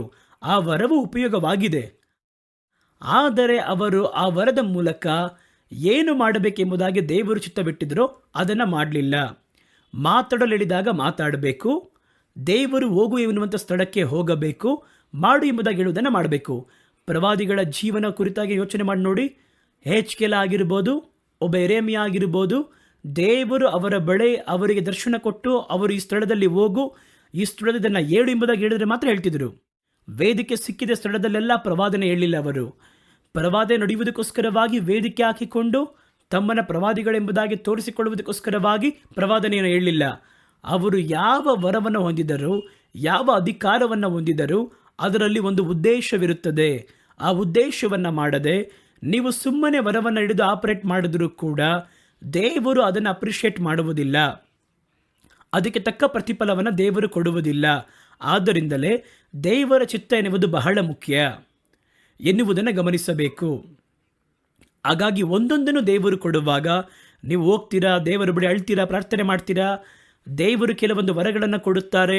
ತಕ್ಷಣ ನಾವೇನು ಮಾಡಬೇಕು, ಆ ವರವನ್ನಿಟ್ಟು ನಾವೇನು ಮಾಡಬೇಕು, ದೇವರೇ ಆ ವರವನ್ನು ಯಾವ ರೀತಿ ಉಪಯೋಗ ಮಾಡಬೇಕು ಎಂಬುದಾಗಿ ದೇವರ ಚಿತ್ತವನ್ನು ಅರಿತು ನಾವು ಕ್ರಿಯೆ ಮಾಡಬೇಕು. ವರಗಳು ಸಿಕ್ಕಿತು ಎಂಬುದ ಕೂಡಲೇ ಅದನ್ನು ನಮ್ಮ ಸ್ವಂತ ಚಿತ್ತಾನುಸಾರವಾಗಿ ಬಯಕೆಯಂತೆ ನಾವು ಅದನ್ನು ಮಾಡಬಾರದು. ಹಾಗಾಗಿ ಚಿತ್ತದ ಕುರಿತು, ಮನುಷ್ಯರ ಕುರಿತಾಗಿರುವ ದೇವರ ಚಿತ್ತದಲ್ಲಿ ಎರಡು ರೀತಿ ಇದೆ. ಚಿತ್ತ ಎನ್ನುವ ಪದದಲ್ಲಿ ಬಯಕೆ ಹಾಗೂ ದೇವರ ಉದ್ದೇಶ ಎನ್ನುವುದರಲ್ಲಿ ಎರಡು ವಿಧವಾಗಿರುವ ಕಾರ್ಯವಿದೆ. ಮೊದಲ ರೀತಿ ಸಾಮಾನ್ಯವಾದ ಚಿತ್ತ. ಸಾಮಾನ್ಯವಾದ ಚಿತ್ತ ಅಂದರೆ ಎಲ್ಲರೂ ಮಾಡಲೇಬೇಕು. ಅವರು ಅಪೊಸ್ತಲನಾಗಿದ್ದರೂ ಸುವಾರ್ತಿಕನಾಗಿದ್ದರೂ ಕೂಡ ದೇವರ ಮಕ್ಕಳು ಎಲ್ಲರೂ ಮಾಡಬೇಕು. ಅದರಲ್ಲಿ ಯಾರು ತಪ್ಪಿಸ್ಕೊಳ್ಳೋಕ್ಕಾಗಲ್ಲ. ಚಿತ್ತ ತಾನೇ ಅವರಿಗೊಂದು ಇವರಿಗೊಂದು ಆ ರೀತಿಯಲ್ಲ. ಇದೊಂದು ಸಾಮಾನ್ಯವಾದ ಚಿತ್ತ ಎನ್ನುವಂಥದ್ದು ಎಲ್ಲರೂ ಮಾಡಲೇಬೇಕಾಗಿರುವ ಚಿತ್ತ. ಕೆಲವೊಂದು ಉದಾಹರಣೆ ಹೇಳ್ತೀನಿ, ಬಹಳ ಉಂಟು. ಕೆಲವು ಉದಾಹರಣೆ ಹೇಳ್ತೀನಿ, ಗಮನಿಸಿ. 1 ಥೆಸಲೋನಿಕದವರಿಗೆ ಬರೆದ ಪತ್ರಿಕೆ 4ನೇ ಅಧ್ಯಾಯ 3ನೇ ವಾಕ್ಯದಲ್ಲಿ ನಾವು ಪರಿಶುದ್ಧರಾಗಿರುವಂಥದ್ದು ದೇವರ ಚಿತ್ತ ಎಂಬುದಾಗಿ ಹೇಳಲ್ಪಟ್ಟದಾಗಿದೆ. ಇದರಲ್ಲಿ ಯಾರಿಗಾದರೂ ಇವರು ಮಾತ್ರ ಪರಿಶುದ್ಧವಾಗಿದ್ದರೆ ಸಾಕು, ಸೇವೆ ಮಾಡೋರು ಮಾತ್ರ ಪರಿಶುದ್ಧವಾಗಿದ್ದರೆ ಸಾಕು, ಸಭೆ ನಡೆಸುವವರು ಪರಿಶುದ್ಧವಾಗಿದ್ದರೆ ಸಾಕು, ಅಥವಾ ವಿಶ್ವಾಸಿಗಳು ಪರಿಶುದ್ಧರಾಗಿದ್ದರೆ ಸಾಕು, ಆ ರೀತಿಯಾಗಿ ಏನಾದರೂ ವಿಷಯಗಳು ಉಂಟಾಗಿ ಯೋಚನೆ ಮಾಡಿ ನೋಡಿ. ಎಲ್ಲರೂ ಕೂಡ ದೇವರ ಮಕ್ಕಳು, ಎಲ್ಲರೂ ಕೂಡ ನೀನು ಗುಲಾಮನಾಗಿದ್ದರೂ ಸ್ವತಂತ್ರನಾಗಿದ್ದರೂ ಕೂಡ, ಸೇವಕನಾಗಿದ್ದರೂ ವಿಶ್ವಾಸಿಯಾಗಿದ್ದರೂ ಕೂಡ ಎಲ್ಲರೂ ಪರಿಶುದ್ಧರಾಗಿರಬೇಕು ಎನ್ನುವಂಥದ್ದೇ ದೇವರ ಚಿತ್ತ. ಇದು ಸಾಮಾನ್ಯವಾದ ಚಿತ್ತ, ಎಲ್ಲ ದೇವಜನಗಳಿಗೂ ನೇಮಿಸಲ್ಪಟ್ಟಂಥ ಚಿತ್ತ. ಅದರಲ್ಲಿ ಹೇಳ್ತಾರೆ, ನೀವು ಪರಿಶುದ್ಧರಾಗಬೇಕು ಎನ್ನುವಂಥದ್ದೇ ದೇವರ ಚಿತ್ತವಾಗಿದೆ. ಯಾರಿಗೆ ಹೇಳಿದ್ರು? ಅಪೊಸ್ತಲರಿಗ? ಯಾರಿಗೆ ಹೇಳಿದ್ದಾರೆ? ಅದನ್ನು ಥೆಸಲೋನಿಕ ಸಭೆಯಲ್ಲಿರುವವರಿಗೆ ಹೇಳಿದ್ದಾರಾ? ಎಲ್ಲ ಕ್ರೈಸ್ತರಿಗೂ, ಎಲ್ಲ ಕರ್ತನ ಮಕ್ಕಳಿಗೂ ಹೇಳಲ್ಪಟ್ಟಿರುವಂಥ ಮಾತು ಇದು. ಎರಡನೇದಾಗಿ ನೋಡಿ, ಕರ್ತನನ್ನು ಸ್ತೋತ್ರ ಮಾಡುವುದು, ಎಲ್ಲದರಲ್ಲೂ ಸ್ತೋತ್ರ ಮಾಡುವಂಥದ್ದು, ಕರ್ತನಿಗೆ ವಂದನೆ ಹೇಳುವಂಥದ್ದು ದೇವರ ಚಿತ್ತವಾಗಿದೆ. 1 ಥೆಸಲೋನಿಕದವರಿಗೆ 5ನೇ ಅಧ್ಯಾಯ 18ನೇ ವಾಕ್ಯದಲ್ಲಿ ಈ ರೀತಿಯಾಗಿದೆ, ಎಲ್ಲದರಲ್ಲಿಯೂ ಸ್ತೋತ್ರವನ್ನು ಮಾಡಿರಿ. ಆ ರೀತಿ ಮಾಡುವಂಥದ್ದೇ ಕ್ರಿಸ್ತ ಯೇಸುವಿನ ಒಳಗೆ ನಿಮ್ಮ ಕುರಿತಾಗಿರುವ ದೇವರ ಚಿತ್ತವಾಗಿದೆ. ಇದರಲ್ಲಿ ಯಾರಿಗಾದರೂ ವ್ಯತ್ಯಾಸವಿದೆ ಯೋಚನೆ ಮಾಡಿ ನೋಡಿ. ಯಾಜಕರೇ ಸ್ತೋತ್ರವನ್ನು ಮಾಡಬೇಕು, ದೇವರಿಗೆ ವಂದನೆ ಸಲ್ಲಿಸಬೇಕು, ವಿಶ್ವಾಸಿಗಳು ಮಾಡಬಾರದು ಎಂಬುದಾಗಿ ವ್ಯತ್ಯಾಸ ಉಂಟಾ? ಅಲ್ಲಿ ಎಲ್ಲರೂ ದೇವರಿಗೆ ಸ್ತೋತ್ರ ಮಾಡಬೇಕು, ಎಲ್ಲರೂ ಹೃದಯಪೂರ್ವಕವಾಗಿ ದೇವರನ್ನು ಆರಾಧಿಸಬೇಕು.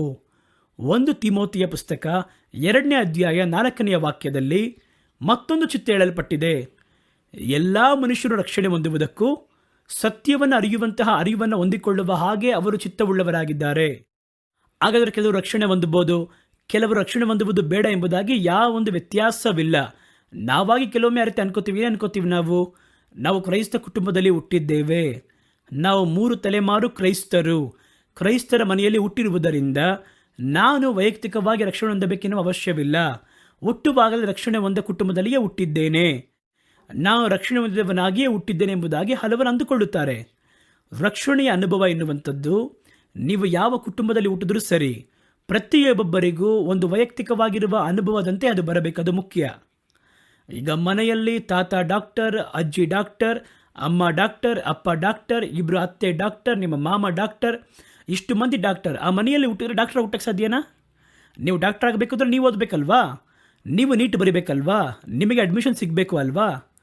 ಡಾಕ್ಟರ್ ಮನೆಯಲ್ಲಿ ಹುಟ್ಟಿದರೆ ಹೆಂಗೆ ಡಾಕ್ಟರ್ ಆಗುವುದಿಲ್ಲವೋ ಅದೇ ರೀತಿ ರಕ್ಷಣೆ ಹೊಂದಿರುವ ಕುಟುಂಬದಲ್ಲಿ ಹುಟ್ಟಿದರೆ ರಕ್ಷಣೆ ಹೊಂದಿದವನಾಗಿ ಅವನು ಹುಟ್ಟುವುದಿಲ್ಲ. ಅವನು ಕೂಡ ವೈಯಕ್ತಿಕವಾಗಿ ಆ ರಕ್ಷಣೆಯ ಅನುಭವದೊಳಗೆ ಹೋಗಬೇಕು. ಹಾಗಾಗಿ ದೇವರು ಏನು ಹೇಳ್ತಾರೆ ಅಂದರೆ, ಎಲ್ಲ ಮನುಷ್ಯರು ಯಾರೇ ಆಗಿದ್ರೂ ಸರಿ, ಅವನು ರಕ್ಷಣೆಯ ಅನುಭವವನ್ನು ಹೊಂದಿರಬೇಕು. ಅವನು ಕ್ರೈಸ್ತ ಕುಟುಂಬದಲ್ಲಿ ಹುಟ್ಟಿದ್ರು ಕೂಡ, ಬೇರೆ ಯಾವ ಧರ್ಮದ ಕುಟುಂಬದಲ್ಲಿ ಹುಟ್ಟಿದ್ರು ಕೂಡ, ದೇವರ ಮಕ್ಕಳಾಗಿ ಮಾರ್ಪಡಬೇಕು ಅಂದರೆ ಅವನು ರಕ್ಷಣೆ ಹೊಂದಬೇಕು. ಅದು ದೇವರ ಚಿತ್ತ. ಎರಡನೇದಾಗಿ, ಈ ರಕ್ಷಣೆ ಹೊಂದಿರುವಂಥ ವ್ಯಕ್ತಿಗಳು ಸತ್ಯವನ್ನು ಅರಿಯುವಂಥ ಅರಿವಿನಿಂದ ತುಂಬಲ್ಪಡುವಂತೆ ದೇವರು ಚಿತ್ತವುಳ್ಳವರಾಗಿದ್ದಾರೆ. ಯಾಕೆ ಬೈಬಲ್ ಓದುತ್ತೇವೆ? ಕೆಲವರು ಹೇಳುತ್ತಾರೆ, ನನಗೆ ಇದೆಲ್ಲ ಅರ್ಥ ಆಗುವುದಿಲ್ಲ ಎಂಬುದಾಗಿ. ಒಂದೇ ಒಂದು ಗೊತ್ತು, ಯೇಸು ರಕ್ಷಣೆ ಮಾಡಿದ್ದಾರೆ, ಯೇಸು ನನಗೋಸ್ಕರವಾಗಿ ರಕ್ತ ಸುರಿಸಿದ್ದಾರೆ, ಯೇಸು ಮತ್ತೆ ಬರುತ್ತಾರೆ, ನನ್ನನ್ನು ಕರ್ಕೊಂಡು ಹೋಗುತ್ತಾರೆ, ಅಷ್ಟೇ ನನಗೆ ಗೊತ್ತಿರೋದು. ನೋಡಿ, ಎಂಥ ಸರಳವಾದ ನಂಬಿಕೆ. ಪಕ್ಕದಲ್ಲಿರೋರು ಹೊಗಳ್ತಾರೆ ಅದನ್ನು, ಸರಳವಾದ ನಂಬಿಕೆ. ಆ ತಾಯಿಗೆ ವಾಕ್ಯ ಗೊತ್ತಿಲ್ಲ, ಮಾತು ಗೊತ್ತಿಲ್ಲ, ಬೇರೆ ಏನೂ ಗೊತ್ತಿಲ್ಲ, ಯೇಸು ರಕ್ಷಣೆ ಮಾಡಿದ್ದಾರೆ ಅಷ್ಟು ಮಾತ್ರ ಗೊತ್ತು ಎಂಬುದಾಗಿ ಹೇಳುತ್ತೇವೆ. ಆದರೆ ಸತ್ಯವೇದ ಏನು ಹೇಳುತ್ತದೆ ಗೊತ್ತಾ? ರಕ್ಷಣೆ ಹೊಂದಿದ್ದು ಮಾತ್ರವಲ್ಲ, ಸತ್ಯವನ್ನು ತಿಳುಕೊಳ್ಳುವಂಥ ಅರಿವನ್ನು ಪಡೆಯಬೇಕು. ಸತ್ಯ ಅಂದರೆ ಏನು? ನಾನೇ ಮಾರ್ಗವು, ನಾನೇ ಸತ್ಯವೂ, ನಾನೇ ಜೀವವೂ ಆಗಿದ್ದೇನೆ ಅಂತ ಹೇಳಿದರು. ಹಾಗಾಗಿ ದೇವರನ್ನು, ಯೇಸುವನ್ನು ಪರಿಪೂರ್ಣವಾಗಿ ಅರಿತುಕೊಳ್ಳಬೇಕು. ಆ ಸತ್ಯವನ್ನು ತಿಳಿಯುವಂಥ ತಿಳುವಳಿಕೆ, ಕರ್ತನ ಕುರಿತಾಗಿರುವ ಸಾಕ್ಷಿ ಇಡುವಂಥವುಗಳು ಈ ಸತ್ಯವೇದ ವಾಕ್ಯವೇ ಎಂಬುದಾಗಿ ಸತ್ಯವೇದ ಹೇಳುತ್ತದೆ. ಹಾಗಾಗಿ ಇದನ್ನು ನಾವು ಏನು ಮಾಡಬೇಕು? ಅರಿಯುವಂಥ ಅರಿವನ್ನು ಪಡೆಯಬೇಕು. ಏನೋ ರಕ್ಷಣೆ ಹೊಂದಿದ್ವಿ, ಸ್ವಲ್ಪ ಅನ್ಯ ಭಾಷೆ ಮಾತಾಡಿದ್ವಿ, ಆತ್ಮದಲ್ಲಿ ತುಂಬಲ್ಪಡ್ತೀವಿ, ಸಾಕು ಅಂತ ಇದು ಬಿಡಬಾರ್ದು. ಆದ್ದರಿಂದಲೇ ಎಲ್ಲರೂ ಬೈಬಲ್ ಓದುತ್ತಾರೆ, ಎಲ್ಲರೂ ದೇವರನ್ನು ಅರಿಯುವುದಕ್ಕೆ ಮುಂದಾಗುತ್ತಾರೆ. ಸತ್ಯವನ್ನು ಅರಿಯಬೇಕು ಎನ್ನುವಂಥದ್ದು ದೇವರ ಚಿತ್ತವಾಗಿರುವಂಥದ್ದಾಗಿದೆ. ಇದು ಎಲ್ಲರೂ ಮಾಡಬೇಕಾಗಿರುವ ಚಿತ್ತ. ಯಾಜಕರು ಮಾತ್ರ ಬೈಬಲ್ ಓದಬೇಕು, ಬೈಬಲ್ ಟೀಚರ್ಸ್, ಬೋಧಕರೇ ಬೈಬಲ್ ಓದಬೇಕು, ಪ್ರಸಂಗ ಮಾಡುವವರೇ ಬೈಬಲ್ ಓದಬೇಕು, ಅವರೇ ಸತ್ಯವನ್ನು ಅರಿಬೇಕು, ಆ ರೀತಿಯಲ್ಲ. ಎಲ್ಲ ಕ್ರೈಸ್ತರಾಗಿರುವವರೆಲ್ಲರೂ ಕೂಡ ಸತ್ಯವನ್ನು ತಿಳಿದುಕೊಳ್ಳುವ ಅರಿವನ್ನು ಹೊಂದಲು ಅವರು ಚಿತ್ತವುಳ್ಳವರಾಗಿದ್ದಾರೆ. ಮುಂದಿನ ಕಾರ್ಯವನ್ನು ನೋಡಿ, ಒಳಿತನ ಮಾಡುವಂಥದ್ದು. ಇದು ಕೂಡ ಎಲ್ಲ ಕ್ರೈಸ್ತರಿಗೆ ನೇಮಿಸಲ್ಪಟ್ಟಿರುವಂಥದ್ದೇ. ಅವ್ರ ಹತ್ರ ಹಣ ಇದೆ, ಕಾಸಿದೆ, ಒಳಿತನ್ನು ಮಾಡುತ್ತಾರೆ, ಆ ರೀತಿಯಲ್ಲ. ಎಲ್ಲರೂ ಒಳಿತನ್ನು ಮಾಡಬೇಕು. ಸತ್ಯವೇದ ಹೇಳುತ್ತದೆ, ಗಮನಿಸಿ. 1 ಪೇತ್ರನ ಪುಸ್ತಕ 2ನೇ ಅಧ್ಯಾಯ 15ನೇ ವಾಕ್ಯ. ನೀವು ಒಳ್ಳೆಯದನ್ನು ಮಾಡುವುದರಿಂದ ಬುದ್ಧಿಹೀನ ಮನುಷ್ಯರ ಕಾರ್ಯಗಳನ್ನು ಅಡಗಿಸುವುದು ದೇವರ ಚಿತ್ತವಾಗಿರುವಂಥದ್ದಾಗಿದೆ. ಇದನ್ನು ಶಾರ್ಟಾಗಿ ಹೇಳಬೇಕು ಅಂದರೆ, ನೀವು ಇತರರಿಗೆ ಒಳ್ಳೆಯದನ್ನು ಮಾಡುವಂಥದ್ದು ದೇವರ ಬಯಕೆಯಾಗಿದೆ. ಹಾಗಾದರೆ ಮತ್ತೊಬ್ಬರಿಗೆ ನಮ್ಮ ಬಳಿ ಇರುವಂಥದ್ದನ್ನು ಹಂಚಿಕೊಡುವಂಥದ್ದು ಅಥವಾ ಅವರಿಗೆ ನಮ್ಮಿಂದಾಗುವಷ್ಟು ಒಳಿತನ ಮಾಡುವಂಥದ್ದು ದೇವರ ಚಿತ್ತ. ಅದು ಎಲ್ಲ ಕ್ರೈಸ್ತರಿಗೆ ನೇಮಿಸಲ್ಪಟ್ಟಿರುವಂಥದ್ದಾಗಿದೆ. ಅದನ್ನು ಅರ್ಥ ಮಾಡಿಕೊಳ್ಳಬೇಕು. ಈ ರೀತಿ ಬಹಳ ಸಾಮಾನ್ಯವಾದ ಚಿತ್ತಗಳು ಉಂಟು, ಅದರಲ್ಲಿ ಯಾವ ಪಕ್ಷಪಾತವಿಲ್ಲ. ಇದಕ್ಕೆ ಹೆಸರು ಸಾಮಾನ್ಯ ಚಿತ್ತ. ಮತ್ತೊಂದು ಇದೆ, ಅದು ವೈಯಕ್ತಿಕವಾದ ಚಿತ್ತ. ಅದು ವ್ಯಕ್ತಿಯಿಂದ ವ್ಯಕ್ತಿಗೆ ವ್ಯತ್ಯಾಸವಾಗುತ್ತದೆ. ನನಗೆ ದೇವರು ಕೊಡುವಂಥ ಒಂದು ಕೆಲಸ ಇರುತ್ತೆ, ನಿಮಗೊಂದು ಕೆಲಸ ಇಟ್ಟಿರ್ತಾರೆ, ನಿಮಗೆ ಒಂದು ಕಾರ್ಯವನ್ನು ಇಟ್ಟಿರ್ತಾರೆ, ಅವರಿಗೊಂದು ಕಾರ್ಯವನ್ನು ಇಟ್ಟಿರ್ತಾರೆ. ಅದನ್ನು ನಾವು ಅರ್ಥ ಮಾಡಿಕೊಳ್ಳಬೇಕು. ಇದನ್ನು ಹೇಳಬೇಕಾದ್ರೆ ನಿಮಗೆ ತಕ್ಷಣ ಕರುವಿಕೆ ಕುರಿತಾಗಿರುವ ಜ್ಞಾಪಕ ಬರ್ಬೋದು. ಕರುವಿಕೆಯನ್ನು ಹೇಳ್ತಾ ಇದ್ದಾರೆ ಎಂಬುದಾಗಿ ಭಾವಿಸಬಹುದು. ನಾನು ಕರುವಿಕೆ ಬಗ್ಗೆ ಹೇಳ್ತಿಲ್ಲ. ಕರುವಿಕೆ ಎನ್ನುವುದು ಬೇರೆ, ಚಿತ್ತ ಎನ್ನುವುದು ಬೇರೆ. ಕರುವಿಕೆ ಅಂದರೆ ಏನಂತ ಕೇಳಿ. ಕರುವಿಕೆ ಎಂದರೆ ಕರ್ತನ ಚಿತ್ತವನ್ನು, ಕರ್ತನ ಬಯಕೆಯನ್ನು ಮಾಡುವುದಕ್ಕೆ ಕರೆಯಲ್ಪಟ್ಟಂತಹ ಒಂದು ಗುಂಪಿನ ವ್ಯಕ್ತಿಗಳು ಒಂದೇ ಥರ ಇರ್ತಾರೆ. ಅಪೋಸ್ತಲರು ಅಂದರೆ ಒಂದು ದೊಡ್ಡ ಗುಂಪಿರುತ್ತೆ, ಅವರಿಗೆ ಎಲ್ಲರಿಗೂ ಅಪೋಸ್ತಲರ ಸೇವೆ. ಸುವಾರ್ತಿಕರು ಅಂತ ಹೇಳಿದ್ರೆ ಮತ್ತೊಂದು ಗುಂಪಿರ್ತಾರೆ, ಅವರಿಗೆ ಕೊಡಲ್ಪಟ್ಟಂಥ ಕರುವಿಕೆ ಸುವಾರ್ತೆಯ ಕೆಲಸ. ಚಿತ್ತ ಅಂದರೆ ಏನು ಗೊತ್ತಾ? ಆ ಸುವಾರ್ತೆ ಸೇವೆಯನ್ನು ಅಥವಾ ಅಪೋಸ್ತಲ ಸೇವೆಯನ್ನು ಯಾರ್ಯಾರು ಎಲ್ಲೆಲ್ಲಿ ಯಾವ ರೀತಿ ಮಾಡಬೇಕು ಎನ್ನುವುದು ಚಿತ್ತ. ಎಲ್ಲರೂ ಒಂದೇ ಥರ ಮಾಡೋಕ್ಕಾಗಲ್ಲ, ಅದರಲ್ಲಿ ವ್ಯತ್ಯಾಸಗಳು ಉಂಟು. ಹಾಗಾದರೆ ನೋಡಿ, ಕರುವಿಕೆ ಎನ್ನುವಂಥದ್ದು ಪ್ರತ್ಯೇಕವಾದ ಚಿತ್ತದಲ್ಲಿ ಬರುತ್ತದಾ ಅಂತ ಕೇಳಿದ್ರೆ, ಕರುವಿಕೆ ಎನ್ನುವಂಥದ್ದು ವೈಯಕ್ತಿಕವಾದ ಚಿತ್ತದಲ್ಲಿ ಬರುವುದಿಲ್ಲ. ಕರುವಿಕೆ ಎನ್ನುವಂಥದ್ದು ಒಂದೇ ವಿಧವಾಗಿರುವ ಕೆಲಸವನ್ನು ಮಾಡುವುದಕ್ಕೆ ದೇವರು ಏರ್ಪಡಿಸಿರುವಂತಹ ಒಂದು ಗುಂಪಿನವರಿಗಿರುವಂತಹ ಸಾಮಾನ್ಯವಾದ ಚಿತ್ತ ಕರುವಿಕೆ. ಅದರಲ್ಲಿ ನಾನು ಹೇಳುವುದು ಚಿತ್ತ ಏನಂತ ನೋಡೋದಾದರೆ, ಆ ಕರುವಿಕೆಯಲ್ಲಿ ನೀವೇನು ಮಾಡಬೇಕು ಎಂಬುದಾಗಿ ದೇವರು ಒಂದು ಬಯಕೆ ಇಟ್ಟಿರ್ತಾರೆ. ಅದಕ್ಕೆ ಹೆಸರು ಚಿತ್ತ. ಕರುವಿಕೆ ಎನ್ನುವಂಥದ್ದು, ಚಿತ್ತ ಎನ್ನುವಂಥದ್ದು ಬೇರೆ ಬೇರೆ ಎನ್ನುವಂಥದ್ದನ್ನು ನೀವು ಅರ್ಥ ಮಾಡಿಕೊಳ್ಳಬೇಕು. ಇದರಲ್ಲಿ ನೋಡಿ, ಸತ್ಯವೇದದಿಂದ ಇದಕ್ಕೊಂದು ತಿಳುವಳಿಕೆಯನ್ನು ಹೇಳುವುದಕ್ಕೆ ನಾನು ಮುಂದಾಗುತ್ತೇನೆ. ಅಪೋಸ್ತಲದ ಕರುವಿಕೆ ಎಂಬುದ ಕರುವಿಕೆ ಇದೆ. ಆ ಕರುವಿಕೆಯನ್ನು ನೋಡಿದ್ರೆ ಪೇತ್ರನು ಕೂಡ ಒಬ್ಬ ಅಪೋಸ್ತಲನೇ, ಪೌಲನು ಒಬ್ಬ ಅಪೋಸ್ತಲನೇ. ಅನಂತರ ಜೊತೆಗಿದ್ರಲ್ಲ ಮತ್ತಾಯ, ಮಾರ್ಕ, ಲೂಕ ಇವರೆಲ್ಲರೂ ಕೂಡ ಅಪೋಸ್ತಲರೇ, ಶಿಷ್ಯರೇ. ಆದರೆ ಅಪೋಸ್ತಲ ಅಂತ ಹೇಳಿದ್ರೆ ಆ ಕರುವಿಕೆ ಸಾಮಾನ್ಯವಾಗಿದ್ದರೂ ಕೂಡ ಎಲ್ಲರೂ ಒಂದೇ ರೀತಿಯಾದ ಕೆಲಸವನ್ನು ಮಾಡಲಿಲ್ಲ. ಗಲಾತ್ಯದವರಿಗೆ ಬರೆದ ಪತ್ರಿಕೆ 2ನೇ ಅಧ್ಯಾಯ 7ರಿಂದ ಕೆಲವೊಂದು ವಾಕ್ಯಗಳು ಈ ರೀತಿಯಾಗಿ ಹೇಳುತ್ತದೆ. ಗಲಾತ್ಯದವರಿಗೆ 2:7 ಕೆಲವೊಂದು ವಾಕ್ಯಗಳು. 7ನೇ ವಾಕ್ಯ ಹೇಳುತ್ತದೆ, ಗಮನಿಸಿ. ಸುನ್ನತಿಯಾದವರಲ್ಲಿ ಅಪೋಸ್ತಲತನವನ್ನು ನಡೆಸುವುದಕ್ಕೋಸ್ಕರ ಪೇತ್ರನನ್ನು ಪ್ರೇರೇಸಿದಾತನು ಅನ್ಯ ಜನರಲ್ಲಿ ಅದನ್ನು ನಡೆಸುವುದಕ್ಕೆ ನನ್ನನ್ನು ಪ್ರೇರೇಸಿದ್ದನು. ಇಬ್ಬರು ಅಪೋಸ್ತಲರೇ ಹೌದು, ಆದರೆ ಒಬ್ಬನನ್ನು ಇಸ್ರೇಲರಿಗೋಸ್ಕರವಾಗಿ ಸುನ್ನತಿಯನ್ನು ಮಾಡಿಸಿ ಕರ್ತನೊಂದಿಗೆ ಒಡಂಬಡಿಕೆ ಮಾಡಿದವರಿಗೋಸ್ಕರವಾಗಿಯೂ, ನನ್ನನ್ನು ಅನ್ಯರಿಗೋಸ್ಕರವಾಗಿ ದೇವರನ್ನು ಅರಿಯದಿರುವವರಿಗೋಸ್ಕರವಾಗಿ ಅಪೋಸ್ತಲನಂತೆ ದೇವರು ಏರ್ಪಡಿಸಿದರು. ಆದರೆ ಈ ಅಪೋಸ್ತಲನ ಕರುವಿಕೆ ಅಂದರೆ ಒಂದೇ ಪಟ್ಟ ಅಲ್ವಾ? ಕರುವಿಕೆ ಒಂದೇ ಅಲ್ವಾ? ಆದರೆ ಆ ಕರುವಿಕೆಯಲ್ಲಿ ಒಬ್ಬನನ್ನು ಇಸ್ರಾಯೇಲರಿಗೂ ಒಬ್ಬರನ್ನು ಅನ್ಯರಿಗೂ ದೇವರು ನೇಮಿಸಿದ್ದಾರೆ. ಮುಂದಿನ ವಾಕ್ಯವನ್ನು ಗಮನಿಸಿ. ಸುನ್ನತಿ ಇರುವವರಿಗೆ ಸುವಾರ್ತೆಯನ್ನು ಸಾರುವ ಹಾಗೆ ಪೇತ್ರನಿಗೆ ಕೊಡಲ್ಪಟ್ಟಂತೆ ಸುನ್ನತಿ ಇಲ್ಲದವರಿಗೆ ಪ್ರಸಂಗ ಮಾಡುವ ಹಾಗೆ ನನಗೂ ಕೊಡಲ್ಪಟ್ಟಿರುವಂತಹ ಕಾರ್ಯವನ್ನು ನೋಡಿ, ನನಗೆ ಕೊಡಲ್ಪಟ್ಟಿರುವಂತಹ ಕೃಪೆಯನ್ನು ಅರಿತಾಗ ಕಂಬಗಳಾಗಿ ಎಣಿಸಲ್ಪಟ್ಟಂತಹ ಯಾಕೋಬನು, ಕೇಫನು, ಯೋಹಾನನು ತಾವು ಸುನ್ನತಿರುವವರಿಗೂ ನಾವು ಸುನ್ನತಿಲ್ಲದವರಿಗೆ ಪ್ರಸಂಗ ಮಾಡುವ ಹಾಗೆ ಅನ್ಯೋನ್ಯ ಐಕ್ಯತೆಗೆ ಗುರುತಾಗಿ ನನಗೂ ಬಾರ್ನಬಾಗೂ ಬಲಗೈಯನ್ನು ಕೊಟ್ಟು ದರಿದ್ರರನ್ನು ಮಾತ್ರ ಸ್ಮರಿಸುವ ಹಾಗೆ ಹೇಳಿದರು. ನೋಡಿದ್ರ? ಆದರೆ ಅವರಿಗೆ ಗೊತ್ತಾಗುತ್ತದು, ಎಲ್ಲರೂ ಅಪೋಸ್ತಲರೇ, ಬನ್ನಿ ಗುಂಪಾಗೋಗಿ ಒಂದೇ ಸ್ಥಳದಲ್ಲಿ ಹೋಗಿ ನೀವು ಹಾಡು ಹೇಳ್ರಿ, ನಾನು ಕಥೆ ಹೇಳ್ತೀನಿ ಎಂಬುದಾಗಿ ಅಲ್ಲ. ಆ ಅಪೋಸ್ತಲರಲ್ಲೂ ಕೂಡ ಯಾರು ಯಾವ ವಿಧವಾಗಿರುವ ಕೆಲಸವನ್ನು ಮಾಡಬೇಕು ಅದಕ್ಕೆ ಸೊರೆ ಚಿತ್ತ. ನೀವು ಸಾಮಾನ್ಯ ಕರುವಿಕೆಯನ್ನು ಮಾತ್ರ ಚಿತ್ತ ಅಂತ ಹೇಳಬಾರ್ದು. ಅದರಲ್ಲಿ ಪ್ರತಿಯೊಂದರಲ್ಲೂ ನೀವು ನಡೆಯಬೇಕಾಗಿರುವಂತಹ ವಿಧಾನ, ಮಾಡಬೇಕಾಗಿರುವ ಕಾರ್ಯ, ಸಂಧಿಸಬೇಕಾಗಿರುವಂತಹ ವ್ಯಕ್ತಿಗಳು, ಅದು ವ್ಯಕ್ತಿಗಿಂತ ವ್ಯಕ್ತಿ ವ್ಯತ್ಯಾಸವಾಗುತ್ತದೆ. ಪೌಲನಿಗೂ ಬಾರ್ನಬನಿಗೂ ಒಂದು ಕರುವಿಕೆ, ಆದರೆ ಅಪೋಸ್ತಲರು ಪೇತ್ರನಿಗೂ ಉಳಿದವರಿಗೂ ಒಂದು ಕರುವಿಕೆ, ಆದರೆ ಅವರು ಅಪೋಸ್ತಲರೇ. ಆದರೆ ಇದಕ್ಕೆ ಹೆಸರೇ ನಾವು ಚಿತ್ತ ಎಂಬುದಾಗಿ ಹೇಳುತ್ತೇವೆ. ಅದನ್ನು ಸ್ಪಷ್ಟವಾಗಿ ಅರ್ಥ ಮಾಡಿಕೊಳ್ಳಬೇಕು. ಅಂದರೆ ನಾನು ಏನು ಹೇಳಕ್ಕೆ ಬರ್ತಾ ಇದ್ದೀನಿ ಅಂತ ನೋಡೋದಾದರೆ, ಒಬ್ಬರನ್ನ ದೇವರು ಸುವಾರ್ತಿಕನಾಗಿ ಕರೆಯುವುದಾದರೆ ನೀವೇನು ಮಾಡಬಾರ್ದು? ನಿಮ್ಮ ಹಾಗೆ ಕರೆಯಲ್ಪಟ್ಟಂತಹ ಸುವಾರ್ತಿಕರ ಆ ಒಂದು ಕಾರ್ಯವನ್ನು ಹಾಗೆ ಹಿಂಬಾಲಿಸಬೇಡಿರಿ. ಅವರು ಹಿಂಗೆ ಮಾಡಿದ್ರು, ಇವರು ಹಿಂಗೆ ಮಾಡಿದ್ರು. ಇವರು ಸುವಾರ್ತಿಕರಾಗಿ ಬಂದಾಗ ಸಾಮಾನ್ಯವಾದ ಒಂದು ಕಾನ್ಸೆಪ್ಟ್ ಇದೆ. ಅವಾಗೆಲ್ಲ ಒಂದು ಪತ್ರಿಕೆ ನಡೆಸಬೇಕು, ಇವಾಗ ನೋಡಿದ್ರೆ ಯೂಟ್ಯೂಬ್ ಚಾನಲ್ ನಡೆಸಬೇಕು, ಒಂದು ಪತ್ರಿಕೆ ನಡೆಸಬೇಕು, ಒಂದು CD ಹಾಕಬೇಕು, ಒಂದು ಕ್ಯಾಸೆಟ್ ಹಾಕಬೇಕು. ಇವೆಲ್ಲ ಸುವಾರ್ತಿಕರು ಏನು ಮಾಡ್ತಾರೆ ಎಂಬುದಾಗಿ ನೋಡ್ತಾ ಇದ್ರು. ಇನ್ನು ಕೆಲವರನ್ನ ನೋಡೋದಾದರೆ ಕಾಪಿ ಹೊಡೆದು ಮಾತಾಡ್ತಾ ಇದ್ರು. ನೀವು ಚೆನ್ನಾಗಿ ಗಮನಿಸಿ, ಒಬ್ಬರ ಒಂದು ರೀತಿಯನ್ನು ಹಿಂಬಾಲಿಸಿ ಮಾತಾಡುವುದು ಬೇರೆ, ಒಬ್ಬರು ಮಾಡುವಂತಹ ಸೇವೆಯಂತೆಯೇ ಡಿಟ್ಟೋ ಕಾಪಿ ಮಾಡಿ ಇವರು ಅದೇ ರೀತಿ ಮಾಡ್ತಾರೆ. ನೀವು ಚೆನ್ನಾಗಿ ಒಂದು ಕಾರ್ಯವನ್ನು ಯೋಚನೆ ಮಾಡಬೇಕು. ನೀವು ಮಾಡುವುದಕ್ಕೆ ಏನು ದೇವರಿಟ್ಟಿದ್ದಾರೋ ನೀವು ಸುವಾರ್ತಿಕರೇ. ಒಬ್ಬರನ್ನು ಫಾಲೋ ಮಾಡಬೇಕು ಅಂತಿದ್ದರೆ ಅವರ ಗುಣಾತಿಶಯವನ್ನು, ಅವರ ವಿಶೇಷ ಗುಣವನ್ನು, ಅವರಲ್ಲಿರುವ ಒಳ್ಳೆ ಕಾರ್ಯವನ್ನು ಫಾಲೋ ಮಾಡಿರಿ. ಸೇವೆಯಲ್ಲಿರುವಂಥ ಕಾರ್ಯವನ್ನು ಅದೇ ರೀತಿ ಫಾಲೋ ಮಾಡಬೇಡಿ. ಯಾಕಂದರೆ ಅದು ವ್ಯಕ್ತಿಗಿಂತ ವ್ಯಕ್ತಿ ವ್ಯತ್ಯಾಸವಾಗುತ್ತೆ. ನೀವು ಒಂದು ಕಡೆ ಸುವಾರ್ತೆಯನ್ನು ಸಾರುವುದಕ್ಕೆ ಮುಂದಾಗ್ಬೋದು. ನೀವು ಆ ಸುವಾರ್ತೆಯನ್ನು ಈ ರೀತಿಯಲ್ಲಿ ಹೇಳಬೇಕು ಎಂಬುದಾಗಿ ದೇವರು ಒಂದು ಚಿತ್ತವನ್ನು ಇಟ್ಟಿರ್ಬೋದು. ನೀವು ಮತ್ತೊಬ್ಬರನ್ನು ನೋಡಿ ದೇವರು ಸುವಾರ್ತಿಕನಾಗಿ ನಮ್ಮನ್ನು ಕರೆದಿದ್ದಾರೆ, ಯಾರು ಸುವಾರ್ತಿಕರಿದ್ದಾರೆ ಅಂತ ನೋಡೋದು, ಯಾರು ಒಳ್ಳೆ ಸುವಾರ್ತಿಕರು ಅಂತ ನೋಡೋದು, ಅವರು ಸೇವೆಯಲ್ಲಿ ಯಾವ ಯಾವ ಕ್ರಮವನ್ನು ಫಾಲೋ ಮಾಡ್ತಾರೆ ಅದೇ ರೀತಿ ಫಾಲೋ ಮಾಡಿದ್ರೆ ನಾವು ಕೂಡ ಸಕ್ಸಸ್ ಆಗ್ಬೋದು ಎಂಬುದಾಗಿ ಭಾವಿಸ್ತೀವಲ್ವಾ? ಅದು ತಪ್ಪು, ಅದು ತಪ್ಪು. ನಿಮ್ಮನ್ನ ದೇವರು ಯಾರಿಗೆ ಸುವಾರ್ತೆ ಸಾರಲು ಹೇಳಿದ್ದಾರೋ, ನಿಮಗೆ ಯಾವ ಸ್ಥಳದಲ್ಲಿ ಹೇಳಲು ಹೇಳಿದ್ದಾರೋ, ಯಾವ ರೀತಿ ಹೇಳಬೇಕು ಅಂತ ಹೇಳಿದ್ದಾರೋ ಅದಕ್ಕೊಂದು ಉದ್ದೇಶವನ್ನು ಇಟ್ಟಿರ್ತಾರೆ.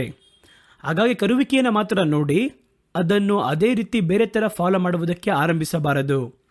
ಹಾಗಾಗಿ ದೇವರ ಪಾದದಲ್ಲಿ ಕಾದಿದ್ದು, ನಮ್ಮನ್ನು ಸುವಾರ್ತಿಕರಾಗಿ ಅರಸಿಕೊಂಡಿದ್ದೀರಾ, ನಾವು ಎಲ್ಲಿ ಸುವಾರ್ತೆ ಸಾರಬೇಕು, ಯಾರಿಗೆ ಸುವಾರ್ತೆ ಸಾರಬೇಕು, ಯಾವ ರೀತಿ ಸುವಾರ್ತೆ ಸಾರಬೇಕು, ಇವೆಲ್ಲವನ್ನ ಕೇಳಬೇಕು. ಅದುವೇ ದೇವರ ಉದ್ದೇಶ. ಇದನ್ನು ಮಾಡದೆ ಯಾರಾದರೂ ಮಾಡಿದ್ದು ನೋಡಿ ಕಾಪಿ ಮಾಡುವುದಾದರೆ ಅದು ನಿಮ್ಮನ್ನು ಹಲವು ಸಮಯಗಳಲ್ಲಿ ದಾರಿ ತಪ್ಪುವಂತೆ ಮಾಡುವಂಥದ್ದಾಗಿದೆ ಎಂದು ಸತ್ಯವೇದ ಹೇಳುವಂಥದ್ದಾಗಿದೆ. ಹಾಗಾದರೆ ಪ್ರತಿದಿನ ದೇವರು ನಿಮಗೆ ಅವರು ಬಂದು ಕರೆಯುವಾಗ ನೀವು ಮಾಡಬೇಕಾಗಿರುವ ಕಾರ್ಯದ ಕುರಿತಾಗಿ ಚಿತ್ತವನ್ನು ತೋರಿಸುತ್ತಾರೆ. ಆದರೆ ಅದೇ ಸಮಯದಲ್ಲಿ ಎಲ್ಲರೂ ಒಂದೇ ಥರ ಕಾಣಿಸ್ತಾರೆ. ಆದರೆ ಆ ಕರುವಿಕೆಯಲ್ಲಿ ಸ್ವಲ್ಪ ಸ್ವಲ್ಪ ವ್ಯತ್ಯಾಸ ಇರುತ್ತೆ. ಒಬ್ಬನು ಎಲ್ಲಿದ್ದು ಸುವಾರ್ತೆಯನ್ನು ಸಾರಬೇಕು. ಒಂದು ವೇಳೆ ಅಪೊಸ್ತಲನಾದ ಪೌಲ ಈ ರೀತಿ ಅನ್ಕೋಬಹುದು, ನಾನು ಯಾಕೆ ಒಂದೊಂದು ಕಡೆ ಹೋಗಿ ತಿರುಗಾಡಬೇಕು, ದೇಶದಲ್ಲಿ ತಿರುಗಾಡಬೇಕು, ಬಹಳ ಸೇಫ್ ಆಗಿ ಇಲ್ಲಿರುವ ಪ್ರಧಾನ ಆಲಯದಲ್ಲಿ ಯೆರೂಸಲೇಮಲ್ಲಿದ್ದು ಇವರೊಂದಿಗೆ ನಾನು ಕೂಡ ಸೇರಿ ಸೇವೆ ಮಾಡ್ಬೋದಿತ್ತಲ್ಲ ಎಂಬುದಾಗಿ ಯೋಚನೆ ಮಾಡ್ಬೋದಿತ್ತು. ಅವರೆಲ್ಲ ಅಪೊಸ್ತಲರೇ ಅಲ್ವಾ ದೇವರೇ, ಅವರ ಹಾಗೆ ನಾನು ಮಾಡ್ತೀನಿ ಅಂತ ಕೇಳ್ಬೋದಾಗಿತ್ತು. ಆದರೆ ಅವರ ರೀತಿ ಮಾಡಲಿಲ್ಲ. ನನ್ನ ಕುರಿತಾಗಿ ನಿಮ್ಮ ಬಯಕೆ ಏನು, ನಿಮ್ಮ ಉದ್ದೇಶ ಏನು, ನಿಮ್ಮ ಚಿತ್ತ ಏನು ಎನ್ನುವುದನ್ನು ಅವರು ಕೇಳಿದರು. ಅಷ್ಟು ಮಾತ್ರಕ್ಕೆ ಅವರು ನಿಲ್ಲಿಲ್ಲ. ಪ್ರಿಯವಾದವರೇ, ನೀವು ನಿಮ್ಮ ಓಟದಲ್ಲಿ ಪ್ರತಿ ದಿನವೂ ದೇವರು ನೀವು ಏನು ಮಾಡಬೇಕೆಂಬುದಾಗಿ ಚಿತ್ತ ಇಟ್ಟಿದ್ದಾರೆ ಎನ್ನುವುದನ್ನು ದೇವರ ಬಳಿ ಕೇಳಬೇಕು. ಈ ಒಂದು ಮಾದರಿಯನ್ನೇ ದೇವರು ನಮಗೆ ಕಲಿಸಿದರು. ವರಗಳು ಎಲ್ಲಿ ಉಪಯೋಗಿಸಬೇಕು, ದೇವರ ವಾಕ್ಯ ಎಲ್ಲಿ ಉಪಯೋಗಿಸಬೇಕು, ಯಾರಿಗೆ ನಾನು ಎಲ್ಲಿ ಸುವಾರ್ತೆ ಸಾರಬೇಕು, ಯಾವ ಸಮಯದಲ್ಲಿ ಯಾರ ಬಳಿಯಲ್ಲಿ ಈ ವಾಕ್ಯವನ್ನು ಪ್ರಕಟಿಸಬೇಕು, ದೇವರ ಚಿತ್ತಕ್ಕೋಸ್ಕರವಾಗಿ ನಾವು ಹಾಗಾದರೆ ಕಾದಿರಬೇಕು. ಗಾಳಿ ಯಾವ ರೀತಿ ಬೀಸುತ್ತದೋ ನನ್ನ ಸೇವಕನು ಆ ರೀತಿ ಇದ್ದಾನೆ. ಕೆಲವರನ್ನ ನೋಡೋದಾದರೆ 1 ವರ್ಷ ಆರಂಭಿಸುವಾಗಲೇ 2 ವರ್ಷಕ್ಕೆ ಪ್ರೋಗ್ರಾಮ್ ಹಾಕಿಡ್ತಾರೆ. ನನಗೆ ಅದರಲ್ಲಿ ಒಡಂಬಡಿಕೆ ಇಲ್ಲ. ಕಾರಣ ಏನಂತ ಕೇಳೋದಾದರೆ, ದೇವರು ಯಾವ ಸಮಯದಲ್ಲಾಗಿರ್ಬೋದು ನಿಮ್ಮನ್ನು ಎಲ್ಲಿರಲು ಹೇಳುತ್ತಾರೋ ನೀವು ಅಲ್ಲೇ ಇರಬೇಕು. ನಾನು ಎಲ್ಲಿದ್ದೇನೋ ಅಲ್ಲಿ ನನ್ನ ಸೇವಕನು ಇರಬೇಕು.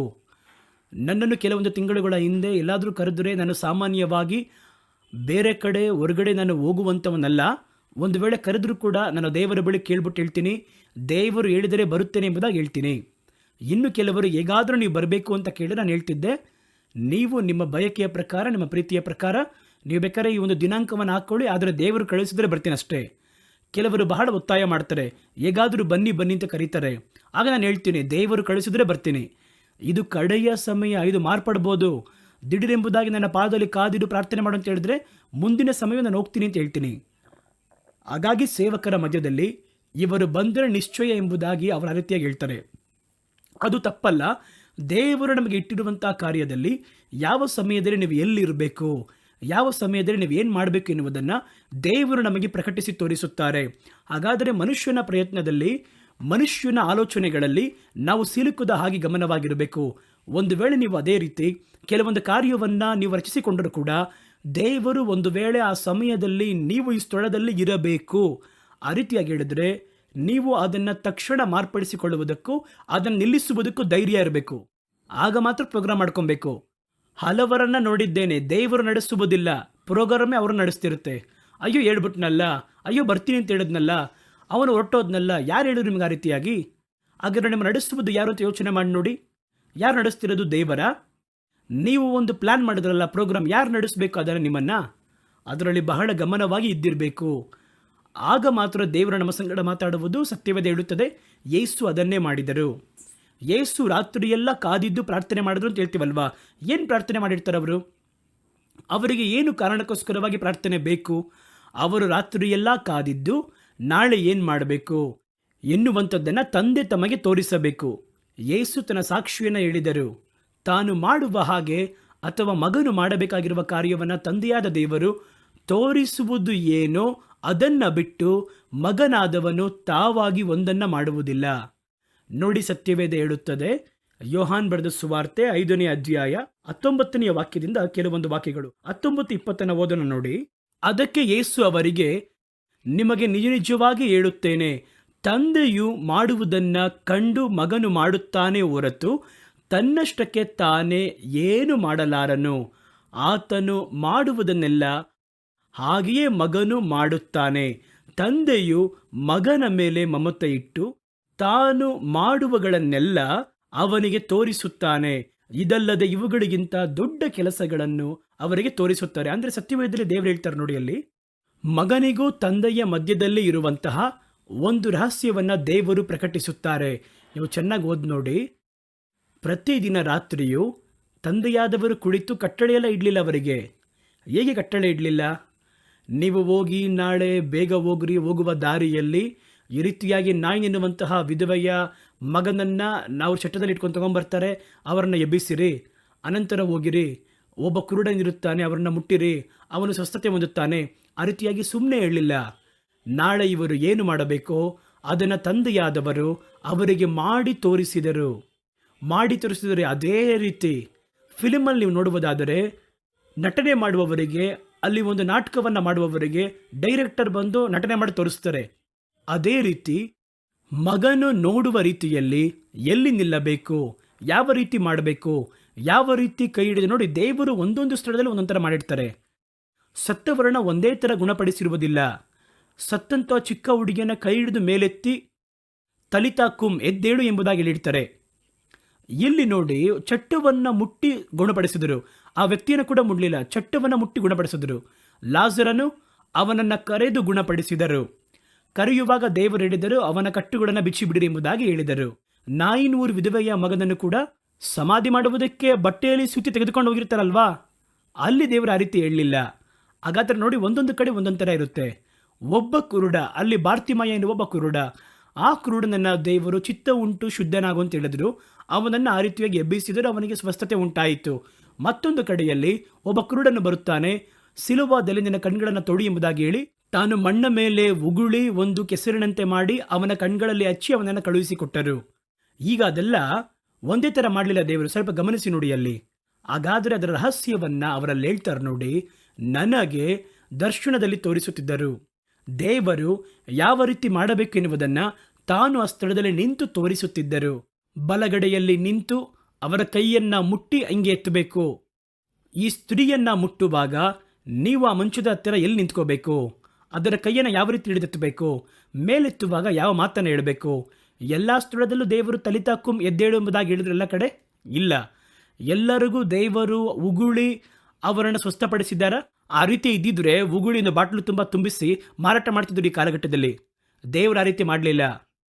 ಯಾವತ್ತು ದೇವರು ಏನು ಮಾಡಬೇಕೆನ್ನುವುದನ್ನು ತಂದೆಯಾದ ದೇವರವರಿಗೆ ಮಾಡಿ ತೋರಿಸಿದರು. ತಂದೆಯು ನಾನು ಒಂದಾಗಿದ್ದೇವೆ. ವಾಕ್ಯದಲ್ಲಿ ನೋಡಿ, ತಂದೆ ಹೇಳುವುದು ಅಂತ ಹಾಕಲ್ಪಟ್ಟಿಲ್ಲ, ತಂದೆ ತೋರಿಸುವುದನ್ನೆಂಬುದಾಗಿದೆ. ವಾಕ್ಯದಲ್ಲಿ ಹಾಗೆ ತಾನೇ ಬರೆಯಲ್ಪಟ್ಟಿದೆ. ಓದುತ್ತೇನೆ ನೋಡಿ. ತಂದೆಯು ಮಗನ ಮೇಲೆ ಮಮತೆ ಇಟ್ಟು ತಾನು ಮಾಡುವುಗಳನ್ನೆಲ್ಲ ಅವನಿಗೆ ತೋರಿಸುತ್ತಾನೆ. ಹಾಗಾದ್ರೆ ಅವ್ರು ನೋಡ್ತಾ ಇದ್ದಾರಲ್ಲಿ ನಾಳೆ ಏನು ಮಾಡಬೇಕು, ಅದರಲ್ಲಿ ಒಂದು ಕೂಡ ಸ್ವಲ್ಪ ಕೂಡ ಬದಲಾಯಿಸದೆ ಎಲ್ಲಿ ನಿಲ್ಲಬೇಕು, ಏನು ಹೇಳಬೇಕು, ಯಾವ ರೀತಿ ಮಾಡಬೇಕು ಎನ್ನುವುದನ್ನು ಅವರಿಗೆ ಪ್ರಥಮ ದಿನದಲ್ಲೇ ತೋರಿಸಲ್ಪಡುತ್ತದೆ. ಅವುಗಳನ್ನು ಹಾಗೆ ಮಾಡುತ್ತಾರೆ. ಆ ಚಿತ್ತವನ್ನು ಹೆಂಗೆ ಮಾಡ್ತಾರೆ ನೋಡಿ. ಅದೇ ರೀತಿಯೇ ನಿಮ್ಮ ಪ್ರತಿ ಕಾರ್ಯದಲ್ಲಿಯೂ ನೀವು ಯೇಸುವಿನಂತೆ ಹಿಂಬಾಲಿಸಲು ಬಯಸಿದರೆ ನೀವು ಈ ಒಂದು ಮಾದರಿಯನ್ನು ಹಿಂಬಾಲಿಸಬೇಕು. ದೇವರು ಆ ರೀತಿಯೆಲ್ಲ ತೋರಿಸ್ತಾರೆ. ನಮಗೆ ವಾಕ್ಯ ಹೇಳುತ್ತದೆ, ಅವರು ಮಗನ ಬಳಿ ಪ್ರಿಯರಾಗಿರುವುದರಿಂದ ಅವರು ಮಾಡಬೇಕಾದೆಲ್ಲವನ್ನು ತೋರಿಸುತ್ತಾರೆ. ನೀವು ಅವರು ಮಾಡುವ ಹಾಗೆ, ತೋರಿಸುವ ಹಾಗೆ ಕಾದಿದ್ದು, ನೀವು ಹೇಳಿದ್ರೆ ಮಾಡ್ತೀನಿ ಎಂಬುದಾಗಿ ಕಾದಿದ್ದು ಅವರ ಚಿತ್ತವನ್ನು ಮಾಡಲು ಆರಂಭಿಸಿರಿ. ದೇವರಿಗೆ ನೀವು ನೋಡಿದ್ರೆ ಭಾಳ ಇಷ್ಟ ಆಗುತ್ತೆ. ಆಗ ಏನು ಮಾಡುತ್ತಾರಂದರೆ, ನೀವು ಮಾಡಬೇಕಾದದನ್ನು ದೇವರು ನಿಮಗೆ ತೋರಿಸುತ್ತಾರೆ. ಹೋಗಬೇಕಾಗಿರುವಂತಹ ದಾರಿಯನ್ನು ಬೆಟ್ಟು ಮಾಡಿ ತೋರಿಸುತ್ತಾರೆ. ಇವೆಲ್ಲ ದೇವರ ಚಿತ್ತವನ್ನು ಮಾಡುವಂಥದ್ದು. ಹಾಗಾದರೆ ನಾವೇನು ಮಾಡಬೇಕು? ದೇವರ ಚಿತ್ತವನ್ನು ನೆರವೇರಿಸುವುದಕ್ಕೆ ನಾವು ಪ್ರಯಾಸ ಪಡಬೇಕು. ಪ್ರತಿ ದಿನವೂ ಪ್ರತಿ ಸಮಯದಲ್ಲಿಯೂ ದೇವರಿಗೆ ಗೊತ್ತು ಅವರ ಕರುವಿಕೆ ಏನಂತ ಗೊತ್ತು. ಅವರು ಈ ಲೋಕದ ಪಾಪವನ್ನು ಒತ್ತು ತಿರಿಸುವಂತಹ ದೇವ ಕುರಿಮರಿ. ಎಲ್ಲವೂ ಇಷ್ಟ ಬಂದಂತೆ ಮಾಡ್ಬೋದು ಅವರು? ಇಲ್ಲ, ಅದು ಅವರ ಸಾಮಾನ್ಯ ಕರುವಿಕೆ. ಆದರೆ ಅದರಲ್ಲಿ ಪ್ರತಿ ದಿನವೂ ಪ್ರತಿ ಸಮಯವೂ ಏನು ಮಾಡಬೇಕು ಎನ್ನುವುದನ್ನು ತಂದೆ ಅವರಿಗೆ ತೀರ್ಮಾನ ಮಾಡುತ್ತಾರೆ. ಆ ಅನುಭವದಲ್ಲಿ ಮೊದಲು ಬರುವುದು ಕಷ್ಟವೇ. ನೀವು ಬಂದು ನೋಡಿರಿ, ಅಪೊಸ್ತಲರು ಹಾಗೆಯೇ ಮಾಡಿದ್ದಾರೆ. ಅವರಿಗೆ ಗೊತ್ತಿದೆ ಏನು ನಡೆಯುತ್ತದೆ ಎಂಬುದಾಗಿ. ಹಾಗಾಗಿ ದೇವರ ಚಿತ್ತದ ಕುರಿತಾಗಿ ಕರ್ತನ ಮಕ್ಕಳು ಮಾಡುವಂತಹ ಕಾರ್ಯ ಏನಂತ ಕೇಳೋದಾದರೆ, ಮೊದಲ ಕಾರ್ಯ ಅವರ ಚಿತ್ತಕ್ಕೆ ವಿಧೇಯರಾಗುವುದಕ್ಕೆ ಮುಂದಾಗಿರಿ. ಅವರೇನು ಹೇಳಿದ್ರು ವಿಧೇಯರಾಗಿರಿ. ಅಬ್ರಹಾಮನ ವಿಧೇಯತ್ವ, ಅಬ್ರಹಾಮನಿಗೆ ದೇವರು ತನ್ನ ಚಿತ್ತವನ್ನು ಪ್ರಕಟಿಸಿದರು. ಅವರ ಚಿತ್ತ ಏನು ಗೊತ್ತಾ? ಅಬ್ರಹಾಮನು ತನ್ನ ಸ್ವಂತ ಜನದೊಂದಿಗೆ ಇರಬಾರದು.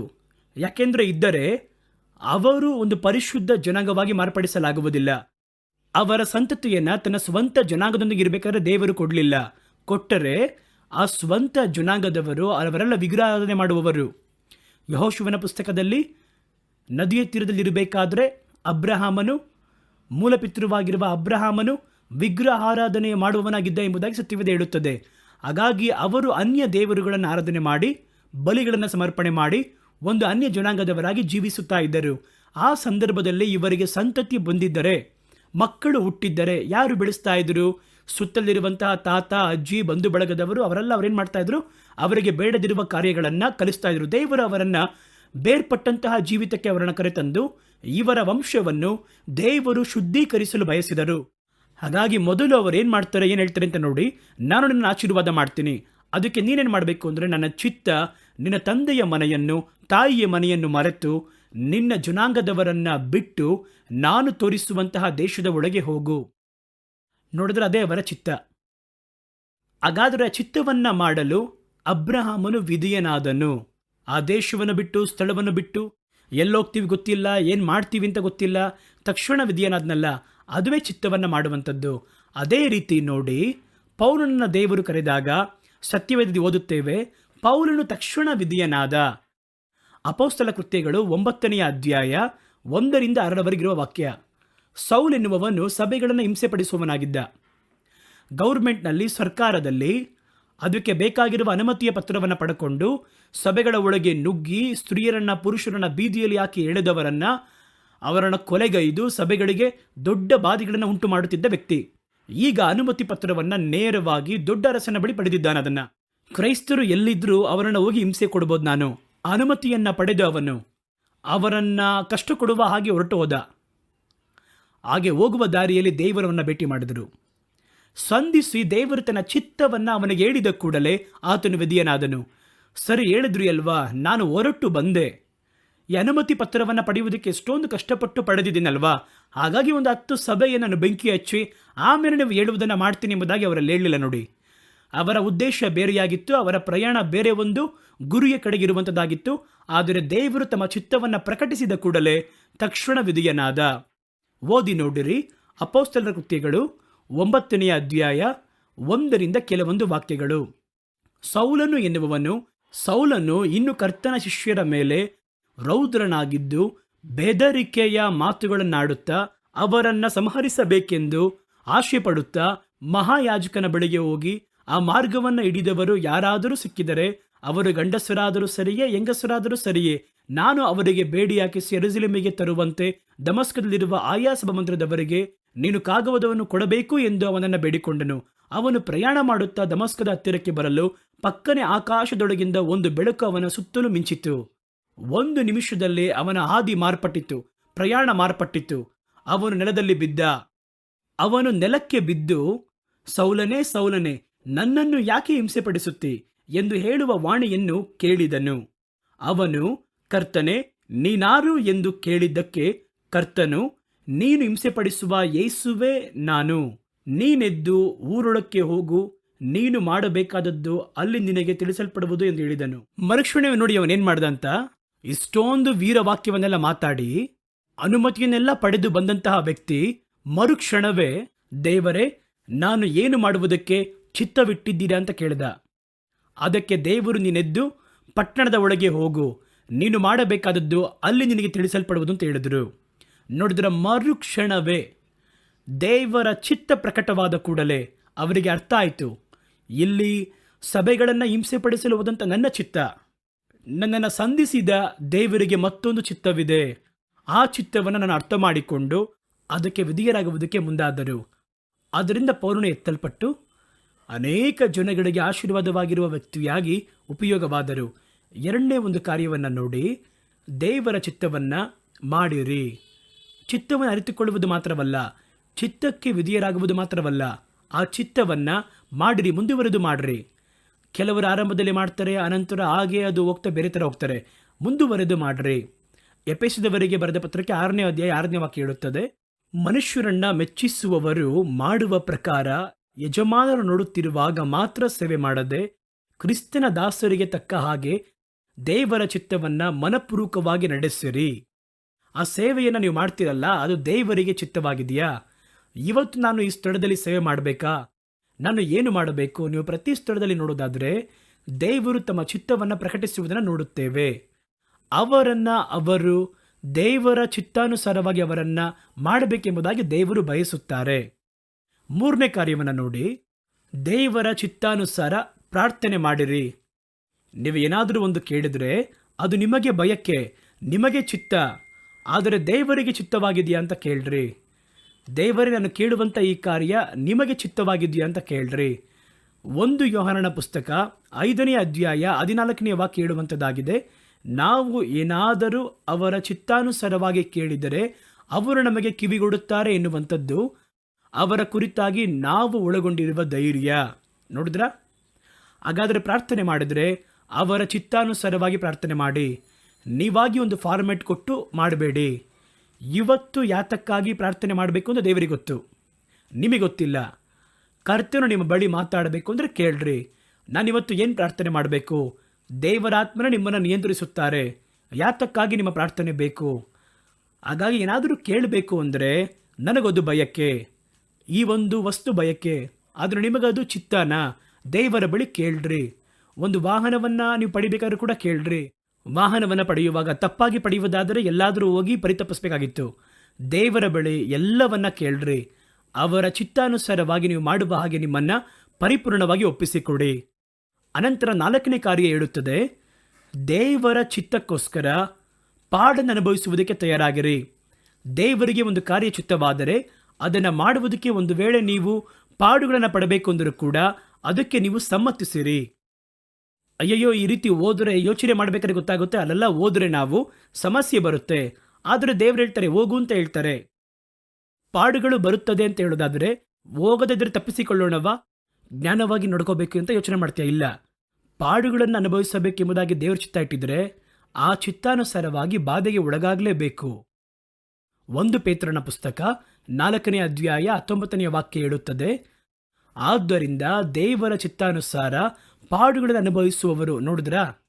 ದೇವರ ಚಿತ್ತಕ್ಕೋಸ್ಕರವಾಗಿ ಪಾಡು ಅನುಭವಿಸುವವರು. ಚಿತ್ತಾನುಸಾರ ಪಾಡುಗಳನ್ನು ಆರಿಸಿಕೊಂಡಂತಹ ಪೌಲನು ಯೆರೂಸಲೇಮಿಗೆ ಹೋಗಬೇಕು. ಅವರು ಹೊರಡ್ತಾ ಇದ್ದಾರೆ. ಅವರು ಹೊರಡುವಾಗ ಒಬ್ಬ ಪ್ರವಾದಿ ಬಂದು ಹೇಳುತ್ತಾರೆ, ಅಯ್ಯ, ನೀವು ಯೆರೂಸಲೇಮಿಗೆ ಹೋಗಬೇಡಿ, ಯೆರೂಸಲೇಮಿಗೆ ಹೋದರೆ ನಿಮ್ಮನ್ನು ಕಟ್ಟುತ್ತಾರೆ ಅಂತ ಹೇಳ್ತಾರೆ, ಪಾಡು ಪಡ್ತೀರಾ ಅಂತ ಹೇಳ್ತಾರೆ. ಪೌಲನು ಹೇಳ್ತಾನೆ, ನನಗೆ ಗೊತ್ತು ನೋಡಿ, ದೇವರಲ್ಲಿ ಪಾಡುಗಳು ಕಟ್ಟುಗಳು ಇವೆ ಎಂಬುದಾಗಿ ಹೇಳಿದ್ದಾರೆ. ನಾನು ಅದಕ್ಕೆ ವಿಧಿಯನಾಗಿ ಅವರ ಚಿತ್ತಾನುಸಾರ ಕಟ್ಟಲ್ಪಡುವುದಕ್ಕೂ ಸಿದ್ಧನಾಗಿದ್ದೇನೆ ಎಂಬುದಾಗಿ ಹೇಳಿ ಅವರು ಹೊರಡುವುದನ್ನು ನೋಡ್ತೀವಿ ನಾವು. ಸತ್ಯವೇದದಲ್ಲಿ ಓದಿ ನೋಡ್ರಿ. ಅಪೊಸ್ತಲ ಕೃತ್ಯಗಳು ನಮಗೆ ಹೇಳಲ್ಪಟ್ಟದ್ದಾಗಿದೆ. 10ನೇ ವಾಕ್ಯ ಹೇಳುತ್ತದೆ, ನಾವು ಅನೇಕ ದಿವಸ ಅಲ್ಲಿ ತಂಗಿರುವಾಗ ಅಹಬನು ಎನ್ನುವಂತಹ ಒಬ್ಬ ಪ್ರವಾದಿಯಲ್ಲಿ ಯುದಾಯದಿಂದ ಬಂದನು. ಅವನು ನಮ್ಮ ಬಳಿಯಲ್ಲಿ ಬಂದು ಪೌಲನ ವಸ್ತ್ರವನ್ನು ತೆಗೆದುಕೊಂಡು ತನ್ನ ಕೈಗಳನ್ನು ಕಾಲುಗಳನ್ನು ಆತನು ಕಟ್ಟಿಕೊಂಡವನಾಗಿ, ಈ ವಸ್ತ್ರದ ಯಜಮಾನನು ಯೆರೂಸಲೇಮಿನಲ್ಲಿರುವಂಥ ಯಹೂದ್ಯರು ಈ ರೀತಿಯಾಗಿ ಕಟ್ಟಿ ಅನ್ಯ ಜನಾಂಗದವರ ಕೈಗಳಲ್ಲಿ ಒಪ್ಪಿಸಿಕೊಡುತ್ತಾರೆ, ಈ ರೀತಿಯಾಗಿ ಪರಿಶುದ್ಧಾತ್ಮನು ಹೇಳುತ್ತಾರೆ ಅಂತ ಹೇಳಿದರು. ಇವುಗಳನ್ನು ನಾವು ಕೇಳ್ಪಟ್ಟಾಗ ಸುತ್ತಲಿರುವವರು ಯೆರೂಸಲೇಮಿಗೆ ಹೋಗಬೇಡಿರಿ ಎಂಬುದಾಗಿ ನಾವು ಆ ಸ್ಥಳದವರು ಅವರನ್ನು ಬೇಡಿಕೊಂಡೆವು. ಅದಕ್ಕೆ ಪೌಲನು, ನೀವು ಅತ್ತು ನನ್ನ ಹೃದಯವನ್ನು ಯಾಕೆ ಒಡೆದೋಗುವಂತೆ ಮಾಡುತ್ತೀರಾ? ಯೆರೂಸಲೇಮಿನಲ್ಲಿ ನಾನು ಕರ್ತನಾಗಿರುವ ಯೇಸುವಿನ ನಾಮಕ್ಕೋಸ್ಕರವಾಗಿ ಕಟ್ಟಲ್ಪಡುವುದಕ್ಕೆ ಮಾತ್ರವಲ್ಲ, ಸಾಯುವುದಕ್ಕೂ ಸಿದ್ಧನಾಗಿದ್ದೇನೆ. ನೋಡಿ ಎಷ್ಟು ಧೈರ್ಯ! ಅವರಿಗೆ ಹೇಳಿದ್ರು ಕೂಡ ದೇವರು ಹೇಳಿದ್ರು, ನಾಳೆ ಈ ದಿನದಲ್ಲಿ ಯೆರೂಸಲೇಮಿನಲ್ಲಿ ಸಾಕ್ಷಿ ಹೇಳಬೇಕು, ನಿನ್ನನ್ನು ಕಟ್ಟುತ್ತಾರೆ, ಗೊತ್ತು, ನನಗೆ ಗೊತ್ತಿದ್ದೇ ಈ ಚಿತ್ತಕ್ಕೆ ವಿಧಿಯನಾಗಿದ್ದೇನೆ. ಹಾಗಾಗಿ ದೇವರ ಚಿತ್ತಕ್ಕೋಸ್ಕರ ವಿಧಿಯರಾಗಿರಿ. ದೇವರ ಚಿತ್ತವನ್ನೇ ಪರಿಪೂರ್ಣವಾಗಿ ಜೀವನ ಪೂರ್ತಿ ಅದನ್ನು ಮಾಡಿರಿ. ಕರ್ತನ ಚಿತ್ತಕ್ಕೋಸ್ಕರವಾಗಿ ಪಾಡುಗಳು ಬಂದರೂ ಕೂಡ ಅದನ್ನು ತಪ್ಪಿಸಿಕೊಳ್ಳದೆ ಸ್ವೀಕರಿಸಿಕೊಳ್ಳಿರಿ. ದೇವರ ಚಿತ್ತಾನುಸಾರವಾಗಿ ನಡೆಯುವವರಿಗೆ ಕರ್ತನಿಟ್ಟಿರುವ ಒಳಿತು ಅಧಿಕ. ಸತ್ಯವೇದ ಹೇಳುತ್ತದೆ. ಯಾಕೆ ಆ ಚಿತ್ತ ಬಹಳ ಮುಖ್ಯ ಎಂಬುದಾಗಿ ಹೇಳಿದರೆ, ಕರ್ತನ ಚಿತ್ತವನ್ನು ಮಾಡುವವನು ಎಂದೆಂದಿಗೂ ದೇವರ ಬಳಿಯಲ್ಲಿ ನೆಲೆಯಾಗಿರುವನು. ಎಂದೆಂದಿಗೂ ಕರ್ತನೊಂದಿಗೆ ಕೂಡ ಅವನು ನೆಲೆಯಾಗಿ ಸ್ಥಿರವಾಗಿರುವನು ಎಂದು ಸತ್ಯವೇದ ಹೇಳುತ್ತದೆ. 1 ಯೋಹನನ ಪುಸ್ತಕ 2ನೇ ಅಧ್ಯಾಯ 17ನೇ ವಾಕ್ಯವನ್ನು ಓದಿ ನೋಡುವುದಾದರೆ, ಲೋಕವು ಅದರ ಇಚ್ಛೆಗಳು ನಾಶವಾಗುವುದು, ದೇವರ ಚಿತ್ತಾನುಸಾರವಾಗಿ ಮಾಡುವವನು ಎಂದೆಂದಿಗೂ ನೆಲೆಯಾಗಿರುವನು ಕರ್ತನೊಂದಿಗೆ. ಇಷ್ಟು ದೊಡ್ಡ ಆಶೀರ್ವಾದವನ್ನು ಹೊಂದಬೇಕು ಅಂದರೆ ನಮಗೆ ಒಂದು ಕಾರ್ಯವನ್ನು ಹೇಳಿದ ಕೂಡಲೇ ನಮ್ಮ ಬಯಕೆಯ ಪ್ರಕಾರ, ನಮ್ಮ ಸ್ವಂತ ಇಚ್ಛೆಯ ಪ್ರಕಾರ ಯಾವ ಕಾರ್ಯ ಒಳ್ಳೆ ಕಾರ್ಯ ಆಗಿದ್ರೂ ಕೂಡ ಮಾಡದ ಹಾಗೆ ಅದರಲ್ಲಿಯೇ ನಾನೇನು ಮಾಡಬೇಕು, ಆ ರೀತಿಯಾಗಿ ದೇವರು ಬಯಕೆ ಇಟ್ಟಿದ್ದಾರೆ ಎಂಬುದಾಗಿ ನೀವು ಕೇಳಿ ಕೇಳಿ ಮಾಡಲು ಆರಂಭಿಸುವಾಗ ನೀವು ಒಂದು ದಿನವೂ ಎಡವುವುದಿಲ್ಲ. ದೇವರಲ್ಲಿ ಎಂದೆಂದಿಗೂ ನೆಲೆಯಾಗಿರುವಿರಿ. ಕಣ್ಗಳನ್ನು ಮುಚ್ಚಿ ಚಿಕ್ಕ ಪ್ರಾರ್ಥನೆ ಮಾಡೋಣವಾ? ಎಲ್ಲರೂ ಕಣ್ಗಳನ್ನು ಮುಚ್ಚಿರಿ, ಕರ್ತನನ್ನು ನೋಡಿ ಕೂಗಿರಿ. ದೇವರು ನಿಮ್ಮೊಂದಿಗೆ ಸಂದರ್ಶಿಸಿದ್ದಾರೆ. ಅವರು ನಿಮಗೆ ಜ್ಞಾನವನ್ನು, ಒಳಿತುಗಳನ್ನು ದೇವರು ಅನುಗ್ರಹಿಸಿದ್ದಾರೆ. ದೇವರಲ್ಲಿ ಕರೆಯಲ್ಪಟ್ಟು, ದೇವರಿಂದ ಅಭಿಷೇಕಿಸಲ್ಪಟ್ಟು, ವರಗಳನ್ನು, ಶಕ್ತಿಯನ್ನು ಹೊಂದಿಕೊಂಡು ಸೇವೆ ಮಾಡಲು ಕೂಡ ನೀವು ಮುಂದೆ ಆಗಬೇಕಾದ್ರೆ ಒಂದನ್ನು ಮಾತ್ರ ಮರೆಯಬಾರದು. ಇದು ದೇವರಿಗೆ ಚಿತ್ತವಾಗಿದೆಯಾ? ದೇವರಿಗೆ ಚಿತ್ತವಾದ ಸ್ಥಳದಲ್ಲೇ ಇದ್ದೇನಾ? ದೇವರಿಗೆ ಚಿತ್ತವಾದದನ್ನು ಮಾಡ್ತಾ ಇದ್ದೇನೆ ಎಂಬುದಾಗಿ ನೀವು ದೇವರ ಸಮ್ಮುಖದಲ್ಲಿ ಕಾದಿರಬೇಕು. ದೇವರು ನಮಗೆ ಮಾದರಿಯನ್ನು ಇಟ್ಟು ಬಿಟ್ಟು ಹೋಗಿದ್ದಾರೆ. ಮಗನು ತಾನು ಮಾಡಬೇಕಾದದ್ದು ಏನೋ ಅದನ್ನು ದೇವರು ಮಾಡಿ ತೋರಿಸಿರುವುದನ್ನು ಅದೇ ಮಾದರಿಯಂತೆ ತಾವಾಗಿ ಏನು ಮಾಡದೆ ಅವರು ನೆರವೇರಿಸಿದ್ದೇ ಅವರ ಸೇವೆಯ ರಹಸ್ಯ ಎಂಬುದಾಗಿ ದೇವರು ನಮಗೆ ಪ್ರಕಟಿಸಿದ್ರಲ್ಲ, ಅದನ್ನು ನೆನಪಿಗೆ ತಂದುಕೊಳ್ಳ್ರಿ. ನೀವು ಕಾದಿದ್ದು ಕೇಳುವುದಾದರೆ ದೇವರು ನೀವು ಮಾಡಬೇಕಾದದ್ದನ್ನು ಸ್ಪಷ್ಟವಾಗಿ ನಿಮಗೆ ತೋರಿಸುತ್ತಾರೆ. ಪ್ರೀತಿಯು ಕೃಪೆಯೂ ತುಂಬಿರುವಂತಹ ಪರಲೋಕದ ಪರಮ ತಂದೆಯೇ, ನಿಮ್ಮ ಮಕ್ಕಳು ಮೊಣಕಾಲೂರಿದ್ದಾರೆ. ಅವರು ದೇವರ ಚಿತ್ತವನ್ನು ಮಾಡಬೇಕು. ಏನಾದರೂ ಮಾಡಿ ನ್ಯಾಯ ತೀರ್ಪಿನ ದಿನದಲ್ಲಿ ಅಕ್ರಮವನ್ನು ಮಾಡುವ ಆತನೇ ದೂರ ಹೋಗಿರಿ ಎಂಬುದಾಗಿ ಹೇಳುವಂತಹ ಆ ಭಯಂಕರವಾಗಿರುವ ಮಾತಿಗೆ ನಾವು ಹಾಳಾಗಬಾರ್ದು ದೇವರೇ. ಎಲ್ಲದರಲ್ಲಿಯೂ ದೇವರ ಚಿತ್ತವನ್ನು ಹುಡುಕಿ ದೇವರ ಚಿತ್ತವನ್ನು ಮಾಡುವುದಕ್ಕೆ ಒಪ್ಪಿಸಿಕೊಟ್ಟು ಕರ್ತನಲ್ಲಿ ನಾವು ಒಳ್ಳೆಯ ಫಲವನ್ನು ಕೊಡುವುದಕ್ಕೋಸ್ಕರವಾಗಿಯೂ ಕರ್ತನಲ್ಲಿ ಯಾವಾಗಲೂ ನೆಲೆಯಾಗಿರುವುದಕ್ಕೂ ದೇವರ ಅನುಗ್ರಹಗಳಿಗೋಸ್ಕರವಾಗಿ ಬೇಡಿಕೊಳ್ಳುತ್ತೇವೆ. ನಮ್ಮ ಪ್ರತಿಯೊಬ್ಬರನ್ನು ನೀವು ಕರೆಯುವಾಗಲೇ ಒಂದು ಉದ್ದೇಶವನ್ನು ಇಟ್ಟಿದ್ದೀರಾ. ಪ್ರತಿಯೊಬ್ಬರನ್ನು ಅಭಿಷೇಕ ಮಾಡಿದಾಗಲೇ ಒಂದು ಚಿತ್ತವನ್ನು ಇಟ್ಟಿದ್ದೀರಾ. ಪ್ರತಿಯೊಬ್ಬರನ್ನು ಕಳುಹಿಸುವಾಗ ದೇವರು ಒಂದು ಚಿತ್ತವನ್ನು ಪ್ರಕಟಿಸುತ್ತೀರಾ. ಕರ್ತನು ವರಗಳಿಂದಲೂ ಶಕ್ತಿಯಿಂದಲೂ ನಮ್ಮನ್ನು ಕರ್ತನ ಅಲಂಕರಿಸುವಾಗ ಅದರ ಕುರಿತಾಗಿರುವಂತಹ ಒಂದು ಉದ್ದೇಶ ಇಟ್ಟಿದ್ದೀರಾ. ನಾವು ದೇವರಿಗೆ ಏನಾದರೂ ಮಾಡುವ ಹಾಗೆ ಅಲ್ಲ. ದೇವರು ನೇಮಿಸಿದ್ದನ್ನು, ದೇವರು ನಮಗೆ ಪ್ರಕಟಿಸಿದ್ದನ್ನು, ದೇವರು ನಮಗೆ ಇಟ್ಟಿರುವಂತಹ ಚಿತ್ತವನ್ನು ನೆರವೇರಿಸುವುದಕ್ಕೆ ನೀವು ನಮಗೆ ಅನುಗ್ರಹಿಸಿರಿ. ಆಕಾಶವನ್ನು ಭೂಮಿಯನ್ನು ಉಂಟು ಮಾಡಿರುವ ದೇವರ ಬಳಿ ನಮಗೆ ಅದನ್ನು ಕಾಣುವುದಕ್ಕೆ ಸಹಾಯ ಮಾಡಿರಿ. ಒತ್ತಾಸೆ ನಮಗೆ ಒದಗಿ ಬರುವ ಹಾಗೆ ದೇವರು ನಮಗೆ ಅನುಗ್ರಹಿಸಿರಿ. ದೇವರ ಈ ವಾಕ್ಯಗಳನ್ನು ಕೇಳಿದಂತಹ ಪ್ರತಿಯೊಬ್ಬರ ಮೇಲೂ ದೇವರ ಆತ್ಮನು ಸಂಚರಿಸಲಿ. ಅವರ ಮನಕಣ್ಗಳನ್ನು ದೇವರು ತೆರೆಯಲಿ. ಅವರು ಯಾವ ವಿಧಾನಗಳಲ್ಲಿಯೂ ದೇವರ ಚಿತ್ತವನ್ನು ಅರಿತು ಅದಕ್ಕೆ ವಿಧಿಯರಾಗುವುದಕ್ಕೂ ತಮ್ಮ ಜೀವನ ಪೂರ್ತಿಯಾಗಿ ದೇವರ ಚಿತ್ತವನ್ನು ನೆರವೇರಿಸುವುದಕ್ಕೂ ದೇವರೇ ಪಾಡುಗಳನ್ನು ಅನುಭವಿಸುವಾಗಿರುವುದಾದರೂ ಕೂಡ ಕರ್ತನ ಚಿತ್ತವನ್ನು ನಾವು ಮಾಡುವ ಹಾಗೆ ಬಾಧೆಗಳ ಒಳಗೆ ಒಳಪಡುವುದಕ್ಕೆ ಸಮ್ಮತಿಸುತ್ತೇವೆ. ದೇವರೇ ಪ್ರತಿಯೊಬ್ಬರನ್ನು ಬಲಪಡಿಸಿರಿ, ಒಬ್ಬೊಬ್ಬರನ್ನು ಬಲಪಡಿಸಿರಿ, ಒಬ್ಬೊಬ್ಬರ ಮೇಲೂ ಅಭಿಷೇಕದ ತೈಲವನ್ನು ಸುರಿಸಿರಿ. ಅವರು ಕೇಳಿದ ದೇವರ ಒಂದು ಮೇಲಾಗಿರುವ ಪ್ರಾರ್ಥನೆಯನ್ನು ದೇವರು ಸ್ವೀಕರಿಸಿಕೊಂಡು ನಿಮ್ಮ ಮಕ್ಕಳು ಪ್ರತಿಯೊಬ್ಬರನ್ನು ತಮ್ಮ ಪರಿಶುದ್ಧ ಶಕ್ತಿಯಿಂದ ನೀವು ತುಂಬಿಸಿ ಅವರನ್ನು ಮುಚ್ಚಿರಿ. ನಿಮ್ಮ ವರಗಳಿಂದಲೂ ಶಕ್ತಿಯಿಂದಲೂ ತುಂಬಿಸಿರಿ. ಯೇಸುವಿನ ನಾಮದಲ್ಲಿ ನಮ್ಮ ಪ್ರಾರ್ಥನೆಯನ್ನು ಸ್ವೀಕರಿಸಿರಿ ನಮ್ಮ ತಂದೆಯೇ, ಆಮೇನ್. ದೇವರು ನಮ್ಮ ಪ್ರಾರ್ಥನೆಯನ್ನು ಕೇಳಿದ್ದಾರೆ. ದೇವರು ನಮ್ಮ ವಿಜ್ಞಾಪನೆಗಳನ್ನು ಗಮನಿಸಿ ಕೇಳಿದ್ದಾರೆ. ನೋಡಿರಿ, ಒಂದು ಒಳ್ಳೆ ಕಾರ್ಯಕ್ಕೋಸ್ಕರವಾಗಿ ಪ್ರಾರ್ಥನೆ ಮಾಡಿದ್ದೇವೆ. ಸತ್ಯವೇದ ನಮಗೆ ಹೇಳುತ್ತದೆ, ನೀವು ಏನಾದರೂ ಅವರ ಚಿತ್ತಾನುಸಾರವಾಗಿ ಕೇಳಿದರೆ ಅದನ್ನು ಅವರು ನಮಗೆ ಅನುಗ್ರಹಿಸುತ್ತಾರೆ ಎನ್ನುವುದನ್ನು ನಾವು ಅವರ ಕುರಿತಾಗಿಟ್ಟಿರುವಂತಹ ಆ ಧೈರ್ಯ. ಹಾಗಾಗಿ ಇವತ್ತು ನಾವು ಕೇಳಿದ್ದೇವೆ, ಯಾವುದೋ ಒಂದು ಬೇಡದಿರುವ ಕಾರ್ಯವನ್ನು ಅಲ್ಲ, ಒಂದು ಬಹಳ ಮುಖ್ಯವಾಗಿರುವ ಕಾರ್ಯವನ್ನು ನಾವು ಕೇಳಿದ್ದೇವೆ. ಇದನ್ನು ಯಾವಾಗಲೂ ಮನದಲ್ಲಿಟ್ಟುಕೊಳ್ಳಿರಿ. ನೀವು ಏನೇ ಮಾಡಿದ್ರೂ ಅದರಲ್ಲಿ ದೇವರ ಚಿತ್ತ ಏನು ಅನ್ನುವುದನ್ನು ಅರಿಯುವುದಕ್ಕೆ ಮುಂದಾಗಬೇಕು. ಮತ್ತೊಮ್ಮೆ ಭೇಟಿಯಾಗುವಾಗ ದೇವರ ಚಿತ್ತವನ್ನು ನಾವು ಯಾವ ರೀತಿ ಅರಿಯುವುದು ಎನ್ನುವುದರ ಕುರಿತು ನಾನು ನಿಮ್ಮ ಬಳಿ ಕೆಲವೊಂದು ಕಾರ್ಯವನ್ನು ಮಾತಾಡಲು ಬಯಸುತ್ತೇನೆ. ದೇವರು ಇಷ್ಟರ ಮಟ್ಟಿಗೆ ನಮ್ಮನ್ನು ಆಶೀರ್ವಾದ ಮಾಡಿದ್ರು ಈ ವಾರ ಪೂರ್ತಿಯಾಗಿ ನಿಮ್ಮನ್ನು ಮುಂದುವರೆದು ಮುನ್ನಡೆಸಲಿ. ಈ ದೇವರು ಎಂದೆಂದೂ ಸದಾ ಸರ್ವ ದಿನಗಳಲ್ಲಿಯೂ ನಿಮ್ಮ ದೇವರಾಗಿದ್ದು ನಿಮ್ಮ ಜೀವಿತದ ಪ್ರತಿ ಕಾರ್ಯಗಳಲ್ಲಿ ನಿಮ್ಮನ್ನು ಮುನ್ನಡೆಸಲಿ. ಆಮೇನ್.